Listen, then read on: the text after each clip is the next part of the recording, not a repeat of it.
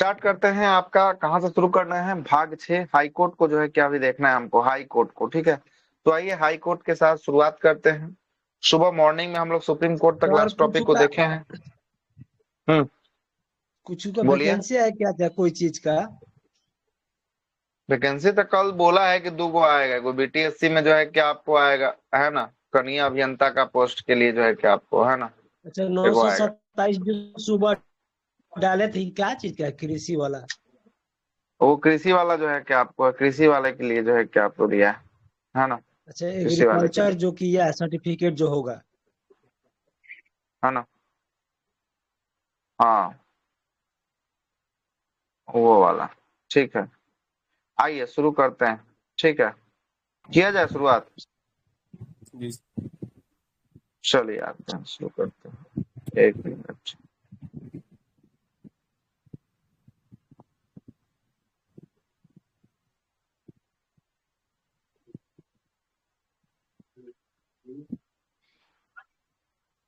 Notice डाल देते हैं, एक बार रुक जाइए। सर मौसम का कि नहीं सर? क्या बोले? मौसम ठीक करेगा कि नहीं अब? हो जाएगा, कल के बाद ठीक है पूरा मौसम, है ना। आज ही तक दिक्कत है। आइए शुरू करते हैं। भाग 6 की बात करेंगे। भाग 6 में किसकी चर्चा करेंगे? हाई कोर्ट की चर्चा करेंगे। हम लोग सुप्रीम कोर्ट को सुबह वाले सेशन में जो है कि आपको देख लिए। अभी जो हम लोग देखेंगे वो हाई कोर्ट को जो है कि आपको देखेंगे, उच्च न्यायालय को देखेंगे। उच्च न्यायालय की बात कर रहा हूँ। उच्च न्यायालय किस आर्टिकल से लेकर कहां तक इसकी चर्चा है? 214 से लेकर कहां तक? 214 से लेकर 231 तक जो है कि आपको हाई कोर्ट की जो है कि आपको चर्चा देखने को मिलेगा। आते हैं 214 के साथ शुरू करते हैं। आर्टिकल 214 क्या बोलता है? राज्यों के लिए क्या होगा?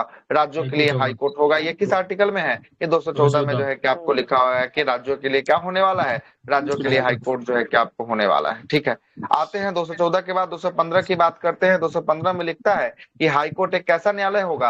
हाई कोर्ट एक अभिलेख न्यायालय होगा। और इस अभिलेख न्यायालय की चर्चा किस आर्टिकल में? तो हाई कोर्ट अभिलेख न्यायालय होगा 215 में। इसकी चर्चा जो है कि आपको देखने को मिलने वाली है। और वही 216 की बात करेंगे। 216 में हाई कोर्ट का क्या गठन किया जाएगा? तो हाई कोर्ट का गठन जो है कि आपको किया जाएगा। किस आर्टिकल के तहत गठन होगा? 216 के तहत हाई कोर्ट का गठन जो है कि आपको किया जाएगा। और 224 में क्या लिखा है? 224 में लिखा है कि आवश्यक पड़ने पर अतिरिक्त जो है कि न्यायाधीश तथा कार्यवाहक न्यायाधीश की नियुक्ति जो है कि आपको की जा सकती है। यह जो है कि हाई कोर्ट में किया जा सकता है। अतिरिक्त आवश्यकता पड़ने पर किया जा सकता है, अतिरिक्त का नियुक्ति किया जा सकता है। किस आर्टिकल के तहत? 224 के तहत जो है कि आपको किया जा सकता है। 224 के तहत जो है कि आपको किया जा सकता है।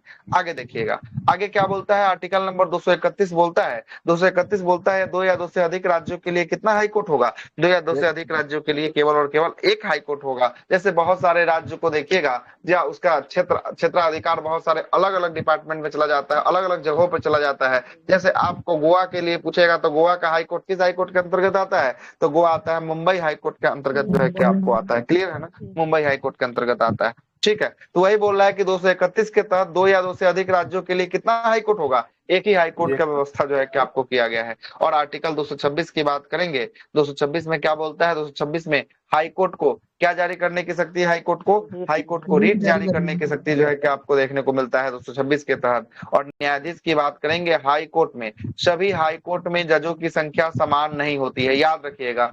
इलाहाबाद हाई कोर्ट हो, पटना हाई कोर्ट हो, कोलकाता हाई कोर्ट हो, सभी हाई कोर्ट में न्यायाधीशों की संख्या क्या नहीं होती है? समान नहीं होती है। यह राष्ट्रपति के द्वारा तय किया जाता है कि किस हाई कोर्ट में कितना जो है कि आपको जज होगा। ये कौन तय करता है? ये करता है आपको राष्ट्रपति करता है। लेकिन जब सुबह में आप टॉपिक पढ़ रहे थे, वहां पे सुप्रीम कोर्ट आपने पढ़ा था, वहां पे आपने पढ़ा था कि आपको सुप्रीम कोर्ट में न्यायाधीशों की संख्या तय करने का अधिकार करने किसके हाथों में होता है? कौन कितना रहता है?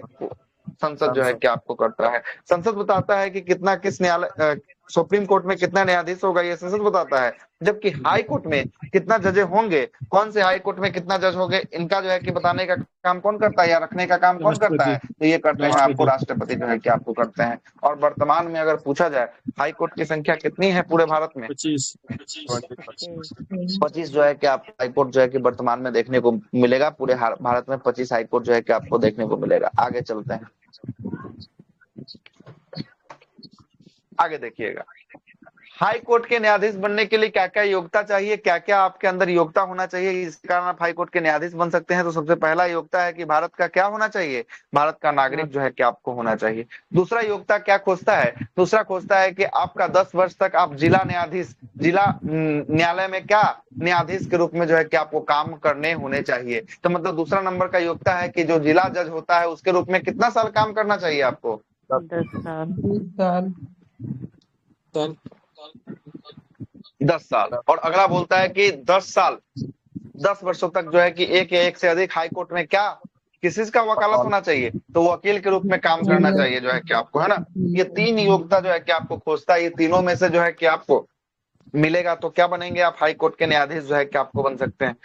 पहला है भारत का नागरिक होना चाहिए, दूसरा है जिला जज, जिला जो है कि आपको डिस्ट्रिक्ट कोर्ट में जो है कि आपको न्यायाधीश के पद पर कितने वर्षों के लिए काम करना चाहिए, 10 वर्षों तक के लिए जो है कि आपको होना चाहिए।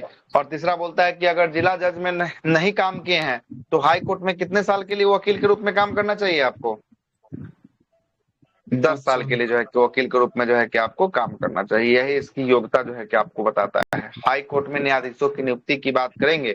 हाई कोर्ट में न्यायाधीशों की नियुक्ति आर्टिकल नंबर 217 के अनुसार कौन करता है, तो राष्ट्रपति के द्वारा जो है कि आपको किया जाता है। निम्न से सलाह लिया जाता है, मतलब बहुत सारे लोगों से सलाह लिया जाता है।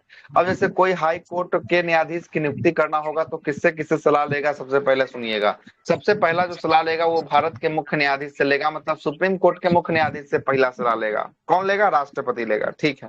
दूसरा सलाह जहां जिस राज्य में नियुक्त करना है, जैसे बिहार में नियुक्त करना है तो वहां के राज्यपाल से जो है कि आपको सलाह लेगा। जैसे पश्चिम बंगाल में नियुक्त करना है तो पश्चिम बंगाल के राज्यपाल से सलाह लेगा। जैसे झारखंड में नियुक्त करना है तो झारखंड के राज्यपाल से क्या लेगा, राष्ट्रपति सलाह जो है कि आपको लेगा। तो दूसरा नंबर का पॉइंट ये हो गया। तीसरा नंबर का पॉइंट बोल रहा है कि हाई कोर्ट के मुख्य न्यायाधीश से भी जो है कि आपको सलाह लिया जाएगा नियुक्ति के संबंध में। मतलब कि पटना में, अगर पटना हाई कोर्ट में अगर किसी न्यायाधीश की नियुक्ति करना है तो पटना बिहार के राज्यपाल से भी सलाह लेंगे, साथ ही पटना हाई कोर्ट के मुख्य न्यायाधीश से भी क्या लेंगे, मुख्य न्यायाधीश से भी सलाह लेंगे कि इसको नियुक्त जो है कि आपको करना चाह रहे हैं, करे कि नहीं करे, क्या आप सलाह देते हैं। तो ये तीन जो है कि व्यक्तियों से सलाह लेंगे कौन, भारत के राष्ट्रपति लेंगे। आज इसके अनुसार आर्टिकल नंबर 217 के अनुसार ये क्या करेंगे, हाई कोर्ट की जो है कि आपको न्यायाधीशों की नियुक्ति करने का काम जो है कि आपको करेंगे। लेकिन आपसे पूछा जाए नियुक्त तो कर देंगे राष्ट्रपति, लेकिन इनका शपथ ग्रहण करवाने का काम कौन करेगा, तो शपथ ग्रहण कौन करवाता है, राज्यपाल। शपथ ग्रहण जो है कि आपको करवाएगा राज्यपाल जो है कि आपको करवाएगा। कौन करवाएगा शपथ ग्रहण, राज्यपाल जो है कि आपको करवाएगा। और पूछेगा कार्यकाल, कार्यकाल कितने वर्षों का होता है, कार्यकाल 62 वर्षों का जो है कि आपको होता है। और आर्टिकल नंबर 217 में जो है कि इसका जिक्र किया गया है। और अगर बीच में मन किया कि हमको त्याग पत्र दे दे तो किसको देंगे त्याग पत्र, अपना राष्ट्रपति को। राष्ट्रपति को अपना त्याग पत्र देकर जो है कि आपको पद से मुक्त जो है कि आपको हो सकते हैं। लेकिन एक सवाल यहाँ से और निकालते हैं, राज्यपाल का शपथ कौन करवाता है, राज्यपाल का शपथ ग्रहण, ये बताइए। राज्यपाल का शपथ ग्रहण कौन करवाता है, हाँ? हाई कोर्ट हाई कोर्ट के मुख्य न्यायाधीश जो है कि आपको करवाते हैं। सही है, हाई कोर्ट के मुख्य न्यायाधीश जो है कि आपको करवाते हैं। आते हैं वेतन और भत्ता की बात करते हैं। हाई कोर्ट का वेतन भत्ता न्यायाधीश का कहां से मिलेगा, आर्टिकल नंबर 221 के अनुसार, आर्टिकल नंबर किसके अनुसार, आर्टिकल नंबर 221 के अनुसार, है ना। संसद जो है कि आपको विधि वेतन भत्ता और करता है। तो इस वेतन पेंशन का निर्धारण कितना वेतन देगा, कितना भत्ता देगा, और विधि आपका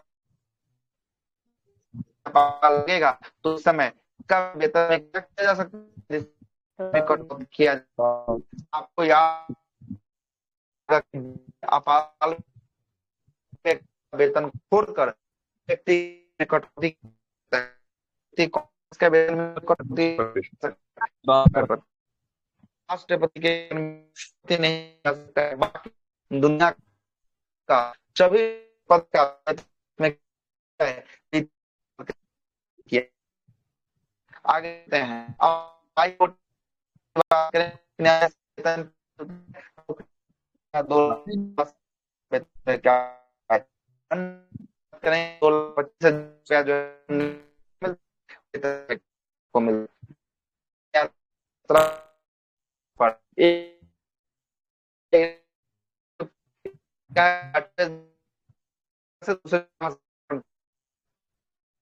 आठ नंबर राष्ट्रपति न्यायाधीश हाई कोर्ट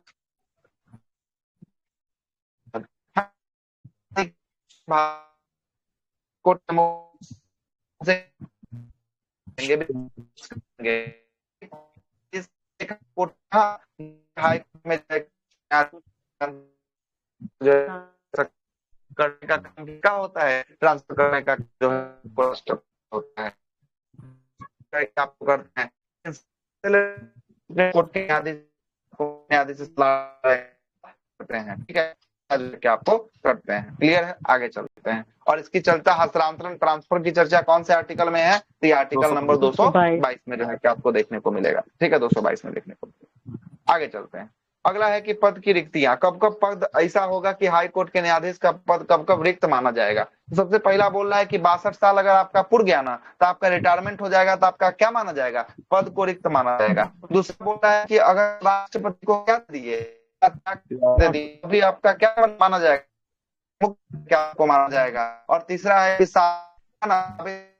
या अगर होगा तो क्या आपको पद को रिक्त माना जाएगा भी होगा, तो सेम जो सुप्रीम में सुबह में सेम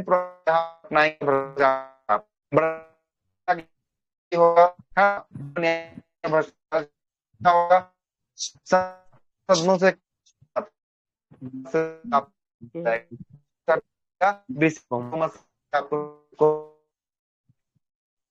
कहते हैं जो कि जैसी प्रक्रिया कर बताया जाएगा।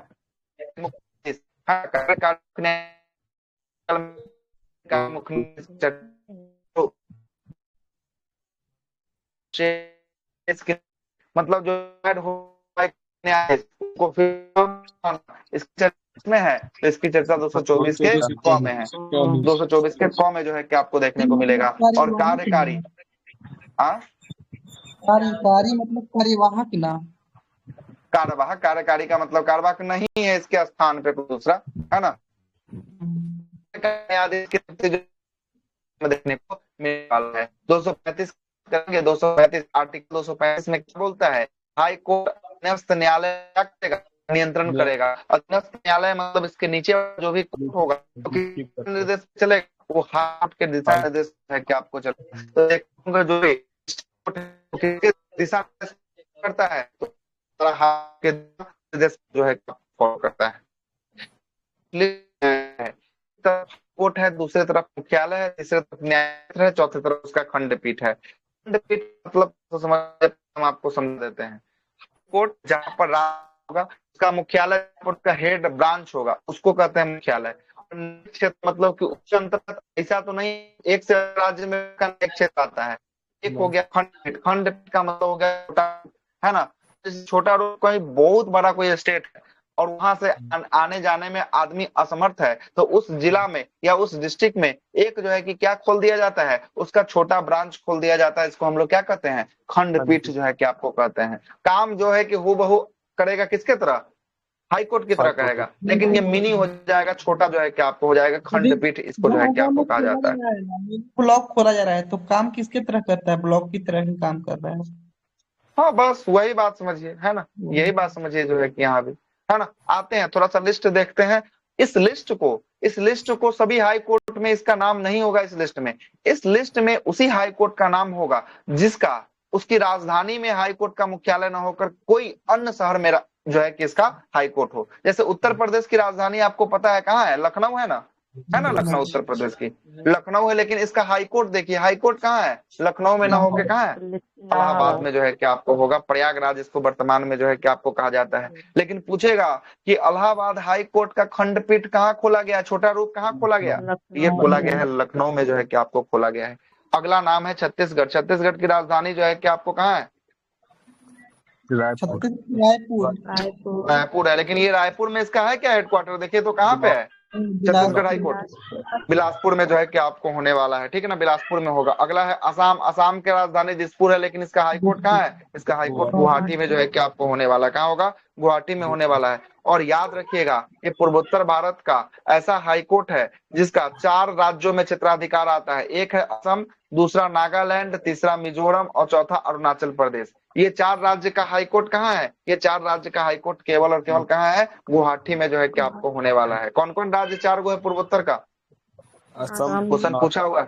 प्रदेश, हाँ, असम है, मिजोरम है, अरुणाचल प्रदेश है और नागालैंड है। ये चारों का हाईकोर्ट की बात करेगा तो हाईकोर्ट कहाँ हो जाएगा? गुवाहाटी में हो जाएगा। लेकिन बड़ा वाला सेक्शन तो गुवाहाटी में है, लेकिन सबका छोटा छोटा सेक्शन भी खोला गया खंडपीठ। तो नागालैंड की जो है कि कोहिमा में और अरुणाचल प्रदेश का ईटानगर में और मिजोरम का कहाँ खोल दिया गया है खंडपीठ? आइजोल में जो है कि आपको खोल दिया है। कहाँ खोला है? आइजोल में खोला है। क्लियर हो गया बात, है ना? ये जो है कि इसका खंडपीठ खोलकर जो है कि वहां पे बैठाया हुआ है। मतलब वहां का कोई आदमी होगा तब उसको गुवाहाटी नहीं आना पड़ेगा, मतलब उसका डिसीजन कहाँ हो जाएगा? वहीं खंडपीठ में ही जो है कि आपको हो जाएगा। अगर खंडपीठ ट्रांसफर कर देता है मेन हाईकोर्ट को गुवाहाटी को, तब उसको गुवाहाटी दौड़ना पड़ेगा, नहीं तो राज्य शिफ्ट करके ना गुवाहाटी आना पड़ेगा। अरुणाचल प्रदेश का आदमी होगा उसको गुवाहाटी बुलाएगा बार बार तो दिक्कत होगा ना, इसीलिए उसी के शहर में उसी के राजधानी में मोटा मोटी देखिए तो ये खोल दिया जाता है। क्लियर है? खोल दिया जाता है। आगे चलते हैं। अगला है गुजरात। गुजरात की राजधानी आपको पता है अहमदाबाद, लेकिन इसका हाईकोर्ट कहाँ है? गुजरात का गांधीनगर है ना, लेकिन इसकी हाईकोर्ट कहाँ है? हाईकोर्ट इसका अहमदाबाद जो है कि आपको होने वाला है। कहाँ होगा? अहमदाबाद जो है कि आपको होने वाला है। केरला, केरला की राजधानी जो है कि आपको, है ना, इसका जो है कि आप हाईकोर्ट कहाँ है? तिरुवनंतपुरम इसका राजधानी है, लेकिन हाईकोर्ट कहाँ है? एर्नाकुलम में है। कहाँ है? एर्नाकुलम में जो है किसकी राजधानी है। लेकिन आपसे पूछेगा कि केरल हाई कोर्ट के अंतर्गत कौन कौन सा हिस्सा आता है, तो केरल आता है और दूसरा कौन आता है? लक्षद्वीप आता है। आपसे ये भी सवाल पूछ सकता है कि लक्षद्वीप किस हाई कोर्ट के अंतर्गत आता है? लक्षद्वीप किस हाई कोर्ट के अंतर्गत आता है? एर्नाकुलम। हाँ, एर्नाकुलम या केरला हाईकोर्ट के अंतर्गत जो है कि आपको आता है। आपसे पूछेगा केरला हाईकोर्ट का एक खंडपीठ कहाँ खोला गया है, तो खंडपीठ कहाँ है? कोचीन में खोला गया है। कहाँ खोला गया है? कोचीन में जो है कि आपको खोला गया है। मध्य प्रदेश की राजधानी जो है कि आपको कहाँ है? मध्य प्रदेश का भोपाल, मध्य प्रदेश का भोपाल है, ठीक ना। लेकिन देखिए ये भोपाल में है क्या खुला हुआ? भोपाल में नहीं है। कहाँ पे है इसका? जबलपुर में है। कहाँ है? जबलपुर में जो है कि आपको है। और जबलपुर में है, लेकिन मध्य प्रदेश बहुत बड़ा स्टेट है ना, इसलिए 2 गो इसका खंडपीठ है। एक इंदौर में खोला गया खंडपीठ और दूसरा कहाँ है? दूसरा ग्वालियर में जो है कि इसका खंडपीठ जो है कि आपको खोला गया है। उड़ीसा, उड़ीसा का जो है कि आपको हाईकोर्ट कहाँ है? कटक देखने को मिलेगा। राजस्थान का हाईकोर्ट जो है कि आपको जोधपुर में देखने को मिलेगा। लेकिन इसका खंडपीठ कहाँ खोला गया? खंडपीठ खोला गया है जयपुर में खोला गया। कहाँ पे? जयपुर में खोला गया। आगे देखिएगा, अगला है उत्तराखंड की। उत्तराखंड का हाईकोर्ट कहाँ है? नैनीताल में जो है कि आपको उत्तराखंड का हाईकोर्ट होगा। मुंबई का हाईकोर्ट मुंबई में जो है कि आपको होगा। और मुंबई जो हाईकोर्ट है इसका सेवा क्षेत्र देखिए किस किस राज्य में, एक है महाराष्ट्र, दूसरा है गोवा, तीसरा दादरा नगर और हवेली, दमन दीव। ये सब का हाईकोर्ट, सब का सब हाईकोर्ट किसके अंतर्गत आता है? सब का सब मुंबई हाईकोर्ट के अंतर्गत जो है कि आपको आता है। और इसका खंडपीठ नागपुर, पणजी और औरंगाबाद में क्या खोला गया है? इसका खंडपीठ जो है कि आपको खोला गया है। आगे चलते हैं, कोलकाता हाईकोर्ट की बात करेंगे। कोलकाता का कोलकाता में ही है। और इसका जो है कि आपको देखिएगा इसका विस्तार क्षेत्र पश्चिम बंगाल के साथ साथ कहाँ के लिए? अंडमान निकोबार द्वीप समूह के लिए जो है कि आपको आता है। तो यहाँ से सवाल निकालेगा कि अंडमान निकोबार द्वीप समूह किस हाईकोर्ट के अंतर्गत आता है, तो कोलकाता हाईकोर्ट के अंतर्गत आता है ना। कोलकाता हाईकोर्ट के अंतर्गत आता है। और इसका एकमात्र खंडपीठ खोला गया कहाँ पे? अंडमान निकोबार द्वीप समूह की राजधानी पोर्ट ब्लेयर में जो है कि आपको खोला गया। कहाँ पे? पोर्ट ब्लेयर में जो है कि आपको खोला गया। आगे चलते हैं, चंडीगढ़ की जो है कि आपको हाई कोर्ट कहाँ है? चंडीगढ़ में है। और चंडीगढ़ का 3 जो है कि आपको क्षेत्र आता है, एक पंजाब का क्षेत्र आता है, हरियाणा का आता है और चंडीगढ़ का। ये तीनों का हाई कोर्ट कहाँ है? ये तीनों का हाई कोर्ट चंडीगढ़ में ही देखने को मिलेगा। और मद्रास की बात करेंगे, मद्रास का हाई कोर्ट कहाँ है? मद्रास का हाई कोर्ट आपको चेन्नई में देखने को मिलेगा। और इसके अंतर्गत कौन कौन आता है? तो तमिलनाडु आता है और पुडुचेरी जो है कि आपको आता है। तमिलनाडु और पुडुचेरी किस हाई कोर्ट के अंतर्गत आता है? तो मद्रास हाई कोर्ट के अंतर्गत जो है कि आपको आता है। लेकिन आपसे पूछेगा लक्षद्वीप, लक्षद्वीप किस हाई कोर्ट के अंतर्गत आ रहा था? लक्षद्वीप बताइए तो। लक्षद्वीप सर, केरल, केरल के अंतर्गत आ रहा था। भूल गया ना, केरल के अंतर्गत आ रहा था। बताइए अंडमान निकोबार द्वीप समूह किसके अंतर्गत आ रहा था? ये सर कोलकाता। कोलकाता हाईकोर्ट। तो एक क्वेश्चन और बताइए, दादरा नगर हवेली दमन दीव किसके अंतर्गत आ रहा था? मुंबई हाईकोर्ट। मुंबई हाईकोर्ट के अंतर्गत जो है कि आपको आ रहा था। बिल्कुल सही। आगे चलते हैं, अगले प्रश्न पे आते हैं। हाँ, एक गोवा भी जो है कि आपको था। गोवा किसके अंतर्गत था? गोवा महाराष्ट्र, मुंबई। मुंबई, आपको रखा तो ठीक है, बिल्कुल सही। आगे देखिएगा, अगला है कि आपका आंध्र प्रदेश। आंध्र प्रदेश का जो है कि आपको हाईकोर्ट का है अमरावती में जो है कि आपको होने वाला है।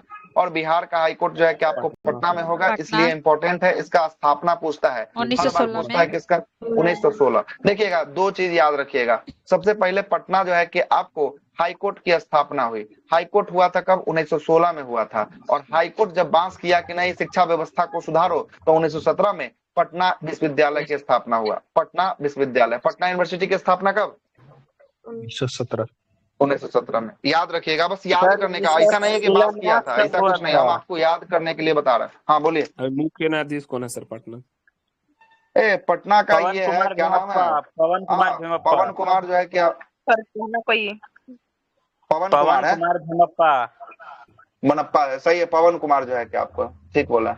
पवन कुमार पटना हाईकोर्ट के मुख्य न्यायाधीश वर्तमान में है, याद रखिएगा। अब पवन इलेक्शन के कुमार बाद जो है कि कहीं भेमप्पा। चेंज हो जाए वो अलग की चीज है ना, चेंज हो जाए अलग की चीज। तो पटना, सर इसका शिलान्यास कब हुआ था पटना उच्च न्यायालय का? विपुल मनु भाई पंचोली सुप्रीम कोर्ट चले गए साहब, ठीक है। विपुल मनु भाई पंचोली सुप्रीम कोर्ट चले गए, उसके बाद पवन कुमार मनप्पा को बनाया गया, ठीक ना। ये तो करंट अफेयर में शायद पढ़ाए भी हैं, शपथ ग्रहण हुआ है तो मॉर्निंग वाला क्लास में। देखिए अभी हम आपको दिखाई देते हैं। क्या है, बजंतरी कैसे तो करके तो जिला बजंत्री है, पवन कुमार बजंत्री है। है पवन कुमार भेमप्पा। Chief justice.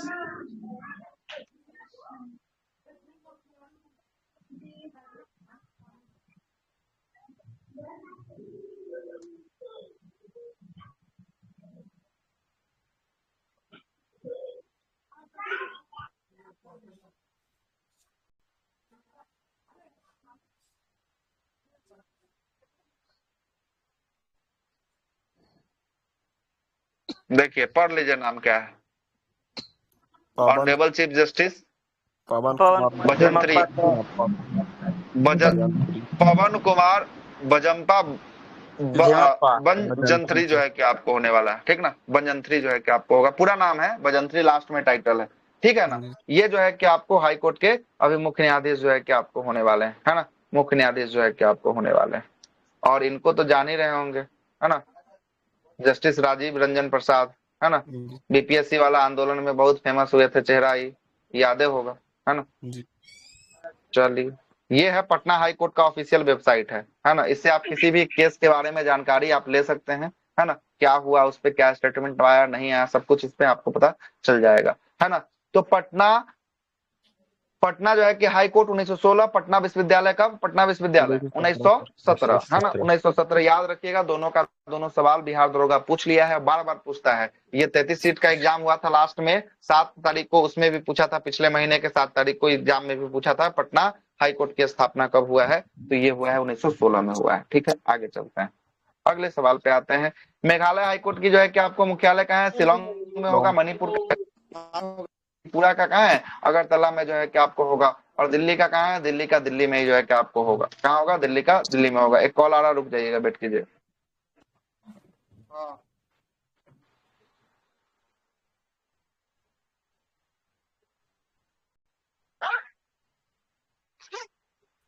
आवाज आ रहा है यार?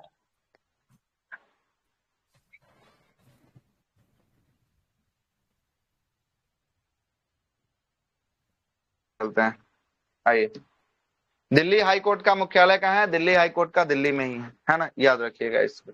आगे देखिए, अगला है नियंत्रक महालेखा परीक्षक। अगला टॉपिक कौन सा है, नियंत्रक महालेखा परीक्षक। देखिए अब आगे आते हैं, नियंत्रक महालेखा परीक्षक सीएजी। सीएजी की चर्चा भारतीय संविधान के कौन से आर्टिकल में है, तो आर्टिकल नंबर 148 से लेकर 151 तक जो है कि आपको सीएजी की चर्चा जो है कि आपको देखने को मिलेगा। सीएजी नियंत्रक महालेखा परीक्षक की बात करेंगे। नियंत्रक महालेखा परीक्षक की नियुक्ति कौन करता है, इसकी नियुक्ति राष्ट्रपति जो है कि आपको करते हैं। कौन से आर्टिकल के तहत राष्ट्रपति करते हैं, 148 के तहत जो है कि आपको करते हैं। लेकिन पूछेगा कि इसका शपथ ग्रहण कौन दिलवाता है, तो इसका शपथ ग्रहण भी राष्ट्रपति जो है कि आपको दिलवाते हैं। पूछेगा इसका पदावधि बताइए सीएजी का कितना होता है। अब आइए, 6 वर्ष या 65 वर्ष, क्या होता है, 6 वर्ष या 65 वर्ष जो है कि आपको सीएजी का पदावधि होता है। लेकिन आप 65 वर्ष अभी सुबह पढ़े थे, किसका था 65 वर्ष बताइए तो। सुप्रीम कोर्ट सुप्रीम कोर्ट के का मुख्य हाई न्यायाधीश का सुप्रीम कोर्ट के न्यायाधीश का जो है कि आपको 65 था, और हाई कोर्ट के न्यायाधीश का कितना वर्ष था? 62 वर्ष जो है कि आपको था। लेकिन पूछेगा कि बीच में अगर इसका मन बदला और त्याग पत्र देना हो तो किसको जाकर देगा अपना त्याग पत्र? तो अपना त्याग पत्र देगा राष्ट्रपति को, अपना त्याग पत्र संबोधन जो है कि आपको देगा। हटाने की प्रक्रिया है ना, सीएजी को कैसे आप हटा सकते हैं, इसके बारे में यहाँ चर्चा किया गया है। सीएजी को हटाने के लिए संसद के दोनों सदनों से समावेदन करके जो है कि आपको हटाना होगा, यानी सुप्रीम कोर्ट के न्यायाधीश जैसे हटाने की प्रक्रिया है, सेम प्रक्रिया किसको हटाने के लिए? सेम प्रक्रिया सीएजी को हटाने के लिए जो है कि आपको लाया जाएगा। जो सुप्रीम कोर्ट के न्यायाधीश को हटाने की प्रक्रिया है, सेम प्रक्रिया किसके लिए आएगा? सीएजी के लिए सेम प्रक्रिया जो है कि आपको आएगा। कार्य एवं शक्ति की बात करेंगे, इसका कार्य क्या होता है, इसका शक्ति क्या होता है। सीएजी की बात करेंगे, यह जो है कि आपको मुख्य लोक परीक्षा के रूप में जो है कि आपको केंद्र और राज्य के बीच काम करता है। और ये संचित निधि, आकस्मिक निधि, जो धन निकालने का व्यय होता है उसका जो है कि क्या करता है? परीक्षण करता है, मतलब जांच करता है। जो संचित निधि से जो पैसा खर्च हुआ है, जो आकस्मिक निधि से पैसा खर्च हुआ है, धन निकला है, उस धन की जांच करने का काम कौन करता है? उस धन की जांच करने का काम सीएजी जो है कि आपको करता है। और सीएजी अपने क्या बोले, लेखा जोखा का यही काम करता है, नियंत्रक हाँ, महालेखा लेखा जोखा मतलब हो गया धन का जो है कि आय और व्यय का, खर्च का कैसे ब्यौरा हुआ है, कहाँ जांच हुआ, कहाँ जो है कि कितना खर्च किया है, सबको जो है कि आपको यही देखता है। सीएजी अपने रिपोर्ट को केंद्र स्तर पर जो है कि आपको किस कैग का पद कहाँ से लिया गया है सर? कैग का पद जो है कि भारत शासन अधिनियम से जो है कि आपको लिया गया 1935 से, इसका शायद, है ना सर? बुक में सर पढ़े हैं कभी ब्रिटेन देता है सर कभी। ब्रिटेन ना, भारत शासन अधिनियम 1935 के एक्ट से जो है कि आपको लिया गया है सीएजी का, है ना, सीएजी का पद। सर गूगल को देता है ब्रिटेन। गूगल ब्रिटेन दे रहा था, से चेक कर ही लेते हैं। 35 सही है सर। जी सर। क्या बोले? ब्रिटेन रहता है 35 होगा सर। हम ना, सही बोल रहा है। अगर देश में दे रहा है कि ब्रिटेन में, है ना, शासन अधिनियम में दे रहा है 1935 के एक्ट के तहत जो है कि आपको लिया गया है ना, शासन एक्ट के तहत 1935 के एक्ट के तहत लिया गया है। और ऐसे पद वो बोलेगा प्रॉपर पद कहाँ से आया, तो ब्रिटेन से जो है कि आपको आया, है ना, ब्रिटेन से जो है कि आपको आया। ठीक, ये जो है कि बात लिखा हुआ, दोनों बात।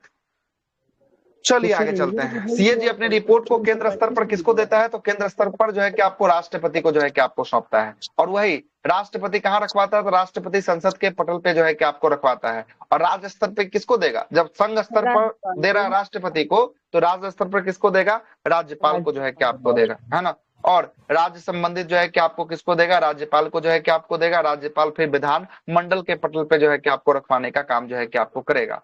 लोक लेखा समिति के मित्र और मार्गदर्शक आंख कान के रूप में जो है कि आपको कौन काम करता है, तो आंख कान नाक के रूप में जो है आपको काम करता है कौन? सीएजी जो है कि आपको काम करता है। पूछेगा लोक लेखा समिति का मित्र किसे कहा जाता है? सीएजी को कहा जाता है। लोक लेखा समिति का मार्गदर्शक किसे कहा जाता है? सीएजी को कहा जाता है। आंख कान किसको कहा जाता है? लोक लेखा समिति का सीएजी को कहा जाता है। ये सब जो है कि किसको? सीएजी को कहा जाता है। ठीक है, आगे चलते हैं। आगे आइए, आगे कौन सा है? पंचायती राज व्यवस्था है। आइए, पंचायती राज व्यवस्था, स्थानीय स्वशासन के ऊपर चर्चा थोड़ा सा कर लेते हैं। देखिएगा स्थानीय स्वशासन में क्या क्या दिया है। लोकतांत्रिक जो है कि विकेंद्रीकरण की व्यवस्था या स्थानीय स्वशासन की व्यवस्था है। और इसकी चर्चा भाग जो है कि कितना में देखने को मिलेगा? भाग जो है कि आपको 9 में देखने को मिलेगा। अनुच्छेद कितना में? अनुच्छेद देखने को मिलेगा आपको कितना? अनुच्छेद जो है कि आपको 40 में, और साथ साथ याद रखिएगा 243 में। कहाँ पे? 243 में भी जो है कि आपको किया हुआ है इसका चर्चा। ठीक है, सर्वप्रथम 2 अक्टूबर 1959 ईस्वी को नागौर जिला राजस्थान में जो है कि इसकी शुरुआत हुई। और उद्घाटन जो है कि किसके द्वारा किया गया? उद्घाटन किया गया पंडित जवाहरलाल नेहरू के द्वारा जो है कि आपको किया गया। पूछेगा दूसरा राज्य जो पंचायती राज व्यवस्था को लागू किया था कौन सा था? तो वो था आपका आंध्र प्रदेश था। कौन था? आंध्र प्रदेश जो है कि आपको था। पंचायती राज्य के लिए बस समिति का नाम पूछता है, 4 वो समिति याद रखना है। ये चारों समिति का ईस्वी पूछता है, कब कब ये आया था आपको पंचायती राज व्यवस्था में, ये समिति कब आई थी। पहला समिति पूछता है बलवंत राय मेहता समिति कब आया था? बलवंत राय मेहता 1957 में जो है कि आपको बलवंत राय मेहता समिति आता है। और ये भी पूछता है कि बलवंत राय मेहता समिति ने कैसी पंचायती राज की सुझाव दिया था। देखिए यहाँ पर कैसा है, त्रिस्तरीय जो है कि आपको है। तो पूछेगा बलवंत राय मेहता समिति कैसा पंचायती राज का जो है कि संकल्प को दिया था, तो त्रिस्तरीय दिया था, ग्राम स्तर पर, ब्लॉक स्तर पे और जिला स्तर पे जो है कि आपको दिया था। और बलवंत राय मेहता समिति कब आता है? 1957 में आता है। कब आता है? 1957 में आता है। दूसरा समिति देखिएगा अशोक मेहता समिति कब का है? अशोक मेहता समिति 77 है, मतलब 20 साल बाद। कितना साल बाद? 20 साल बाद जो है कि आपको 57 में 20 जोड़िएगा तभी 77 पूरेगा, ठीक है ना। और अशोक मेहता समिति जो है कि कितने स्तरीय देता है? अशोक मेहता समिति 2 स्तरीय जो है कि आपको देता है, एक ग्राम स्तर पर और दूसरा जो है कि आपको जिला स्तर पर जो है कि आपको देता है। उसके बाद देखिएगा तीसरा जो समिति आएगा GV के राव समिति जो है कि आपको आएगा। ये कब आता है GV के राव समिति? 1985 में जो है कि आपको आता है GV के राव समिति जो है कि आपको आता है। और उसके बाद जो आता है वो आता है LN सिंघवी समिति, लक्ष्मीकांत सिंघवी समिति कब आता है? 1986 में आता है। ये वाला याद रखिएगा, VVI है, VVI। वो sir Sadiq Ali committee sir, वो कितना में आता है सर? कौन सा कमेटी है? सादिक अली 64। हाँ ठीक है, सादिक अली जो है कि आपको 64 का है ना। 85 1964। 64 ठीक है, 64 ठीक। ठीक तो है, 64 का होगा सादिक अली। वर्ष 1964 में जो है कि नवंबर में जो है किसका गठन जो है कि आपको किया गया था, ठीक है, 64 में, है ना। देखिएगा तो इसमें एक नाम याद रखिएगा, LN सिंघवी समिति, लक्ष्मीकांत सिंघवी समिति 1986 वाला, और ऊपर वाला जो बलवंत राय मेहता, ये बहुत बार एग्जाम में पूछा गया है, 1957 वाला, ठीक ना। ये दोनों को एकदम इंपॉर्टेंट समझ के याद रखिएगा। बाकी चारों इंपॉर्टेंट है, चारों पूछा गया, लेकिन ऊपर वाला और नीचे वाला सबसे ज्यादा इंपॉर्टेंट जो है कि आपको होने वाला है। देखिएगा LN सिंघवी समिति क्या क्या किया। ये संवैधानिक मान्यता देने की वकालत किया। तो पूछेगा कि पंचायती राज व्यवस्था को संवैधानिक मान्यता देने की मांग सर्वप्रथम किस समिति ने किया था? तो कौन सा समिति हो जाएगा? LN सिंघवी समिति ने जो है कि आपको किया था, ठीक है। दूसरा आपसे पूछेगा कि न्याय पंचायत का वकालत जो है कि आपको किसने किया था? तो न्याय पंचायत का भी वकालत LN सिंघवी समिति ने किया था। और त्रिस्तरीय पंचायती राज व्यवस्था की भी वकालत किस समिति ने किया था? LN सिंघवी समिति ने किया था। और इसी LN सिंघवी समिति के सिफारिश पर एक संविधान संशोधन होता है जिसको कहते हैं 73वां संविधान संशोधन अधिनियम। कब का है 73वां संविधान संशोधन अधिनियम? 1992-93 का जो है कि आपको होने वाला है। और इसी के तहत अशोक मेहता होगा। हाँ, न्याय पंचायत की व्याख्या अशोक मेहता ने किया था सर। न्याय पंचायत अशोक मेहता सर, वो 2 स्तरीय था, न्याय पंचायत यही किए थे LN न्याय सिंघवी। पंचायत, ठीक है, तो गलती नहीं होना चाहिए। न्याय पंचायत की व्यवस्था अशोक मेहता समिति किया था सर। एक बार रुक जाइए, देख लेते हैं, रुक जाइए, जब डाउट हो गया तब हटाइए, तब देखने ही में भलाई, हाँ देख ही लेते हैं, क्या दिक्कत, हटाइए, जब डाउट हो गया तब हटाइए।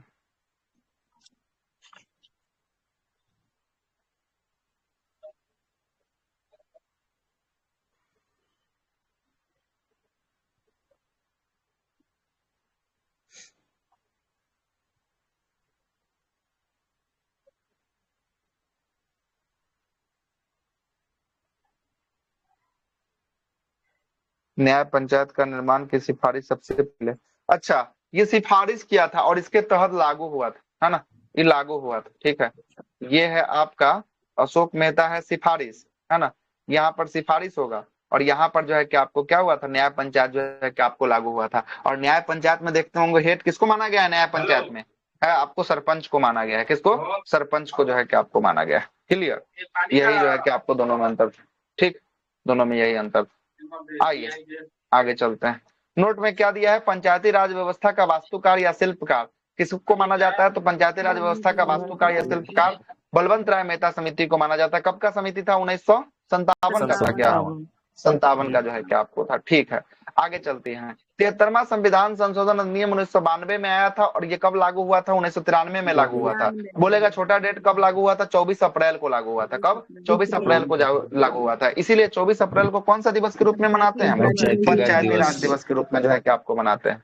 पंचायती राज को संवैधानिक दर्जा जो है कि आपको 73वां के तहत जो है कि आपको मिलता है। और किस भाग में इसको शामिल किया जाता है? भाग 9 में किया जाता है। पूछेगा अनुसूची कौन सा? अनुसूची 11। अनुच्छेद कौन सा? अनुच्छेद 243 से लेकर 243 जो है कि आपको डी तक किया जाता है। इसमें कुल कितने विषय को रखा जाता है? इसमें कुल 29 जो है कि आपको विषय कार्य क्षेत्रों को रखा जाता है। त्रिस्तरीय पंचायती राज को मंजूरी जो है कि आपको दिया गया कौन कौन स्तर पे था? तो एक ग्राम स्तर पे था, दूसरा ब्लॉक स्तर पे था और तीसरा कैसा? जिला स्तर पे जो है कि आपको रहता है, ठीक ना। 20 लाख से कम जो है कि आपको जनसंख्या पर कैसी जो है कि स्तर, 20 लाख से कम जनसंख्या पर द्विस्तरीय।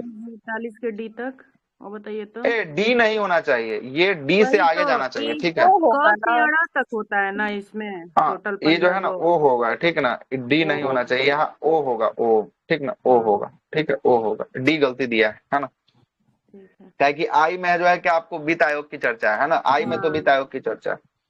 आगे चलते हैं।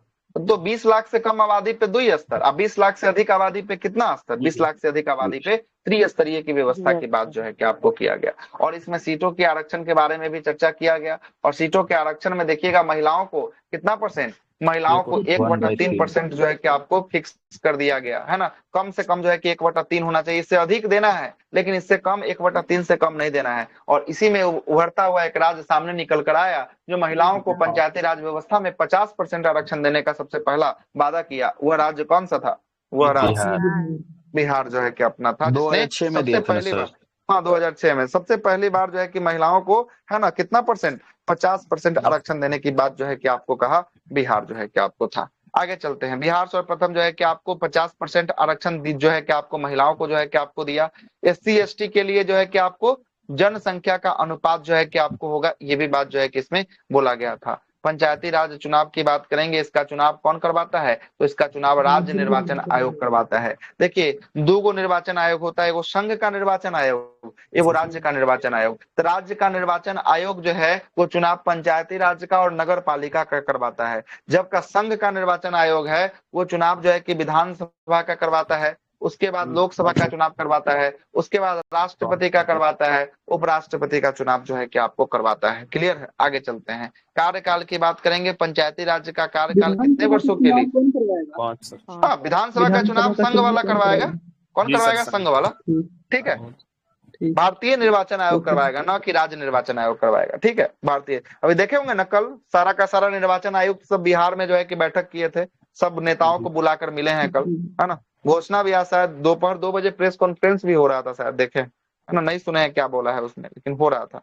आगे चलते हैं। कार्यकाल की बात करेंगे। पंचायती राज्य का कार्यकाल कितने वर्षों का, पंचायती राज्य का कार्यकाल 5 वर्षों का। यदि किसी कारण बस इसका विघटन हो जाता है, बीच में ही भंग हो जाता है, तो कितने महीने के अंदर जो है कि आपको करवा लेना होगा, 6 महीने के अंदर जो है कि आपको करवा लेना होगा। कितने महीने के अंदर, 6 महीने के अंदर करवा लेना होगा। लेकिन याद रखिएगा अगर 1 साल टेन्योर बचा हुआ है, कितना साल बचा हुआ है, 1 साल बचा हुआ है, तो फिर चुनाव नहीं होगा, फिर नया फ्रेश चुनाव होगा, है ना, तब नहीं होगा। आगे चलते हैं।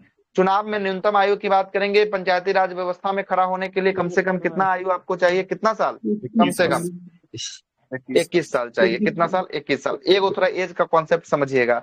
18, 21, 25, 30, 35, 35, 62, 65, है ना, याद रखिएगा। 18 सुनिएगा, 18 के बारे में। 18 के तहत वैक्स मताधिकार, आपको वोट देने का क्या होता है, अधिकार जो है कि आपको होता है कितना पर, 18 साल पर, ठीक है।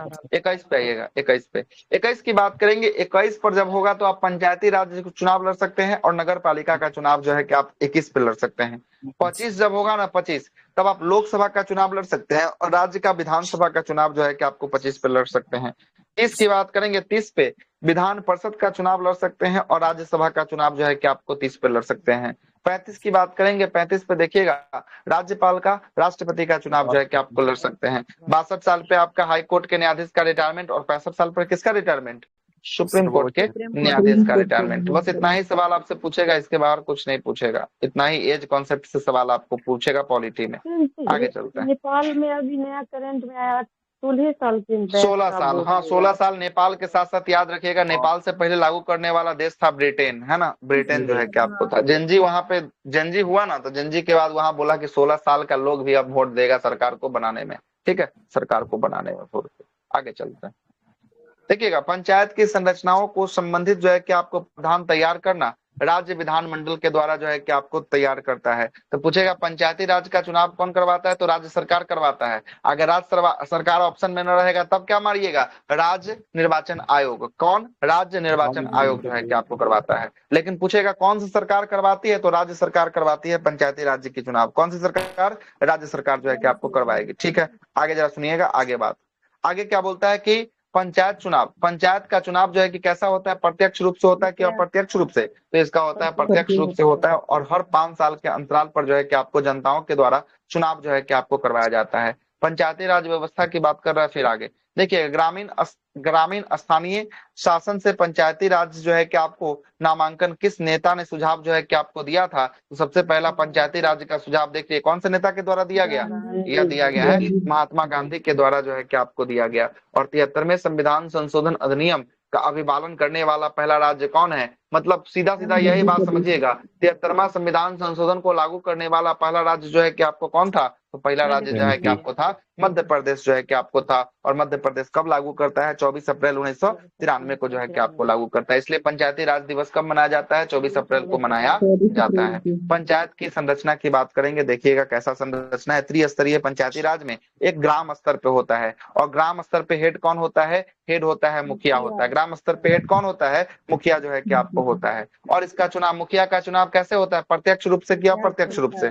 प्रत्यक्ष रूप से जो है क्या आपको होता है। लेकिन पूछ दे कि उप मुखिया का चुनाव कैसे होता है? प्रत्यक्ष या अप्रत्यक्ष? तब क्या आंसर जाएगा? अप्रत्यक्ष रूप से जो है क्या आपको होता है। पूछेगा कि पंचायत समिति सदस्य का चुनाव कैसे होता है? सदस्य का चुनाव पंचायत समिति का अप्रत्यक्ष पंचायत समिति सदस्य का चुनाव प्रत्यक्ष रूप से होता है। और उसी पंचायत समिति में से एक प्रमुख बनता है, एक उप प्रमुख बनता है, जिसका चुनाव अप्रत्यक्ष रूप से होता है। तो यहाँ देखिएगा, इसी का हेड कौन होता है? प्रमुख होता है, और प्रमुख का चुनाव अप्रत्यक्ष रूप से होता है। और प्रमुख जो है कि आपको वार्षिक योजनाओं विचार करता है, और समस्त जो है कि आपको काम करता है, और जिला जो है कि आपको परिषद तक जो है कि आपको पहुंचाता है। ठीक ना? लेकिन आपसे पूछेगा प्रमुख को, हाँ, यही पंचायत समिति सदस्य सभी मिलकर एक को प्रमुख बनाता है और दूसरे को उप प्रमुख जो है कि आपको बनाता है। क्लियर है? एक को प्रमुख बनाएगा और दूसरे को क्या बनाएगा? उप प्रमुख जो है कि आपको बनाएगा। क्लियर है? आगे सुनिएगा। लेकिन यहाँ से एक सवाल पूछता है कि जो प्रमुख होता है उसका सचिव कौन होता है? उसका सचिव कौन होता है? जो प्रमुख होता है उसका सरकारी सचिव कौन होता है? ये बताइए सवाल, बहुत अच्छा सवाल।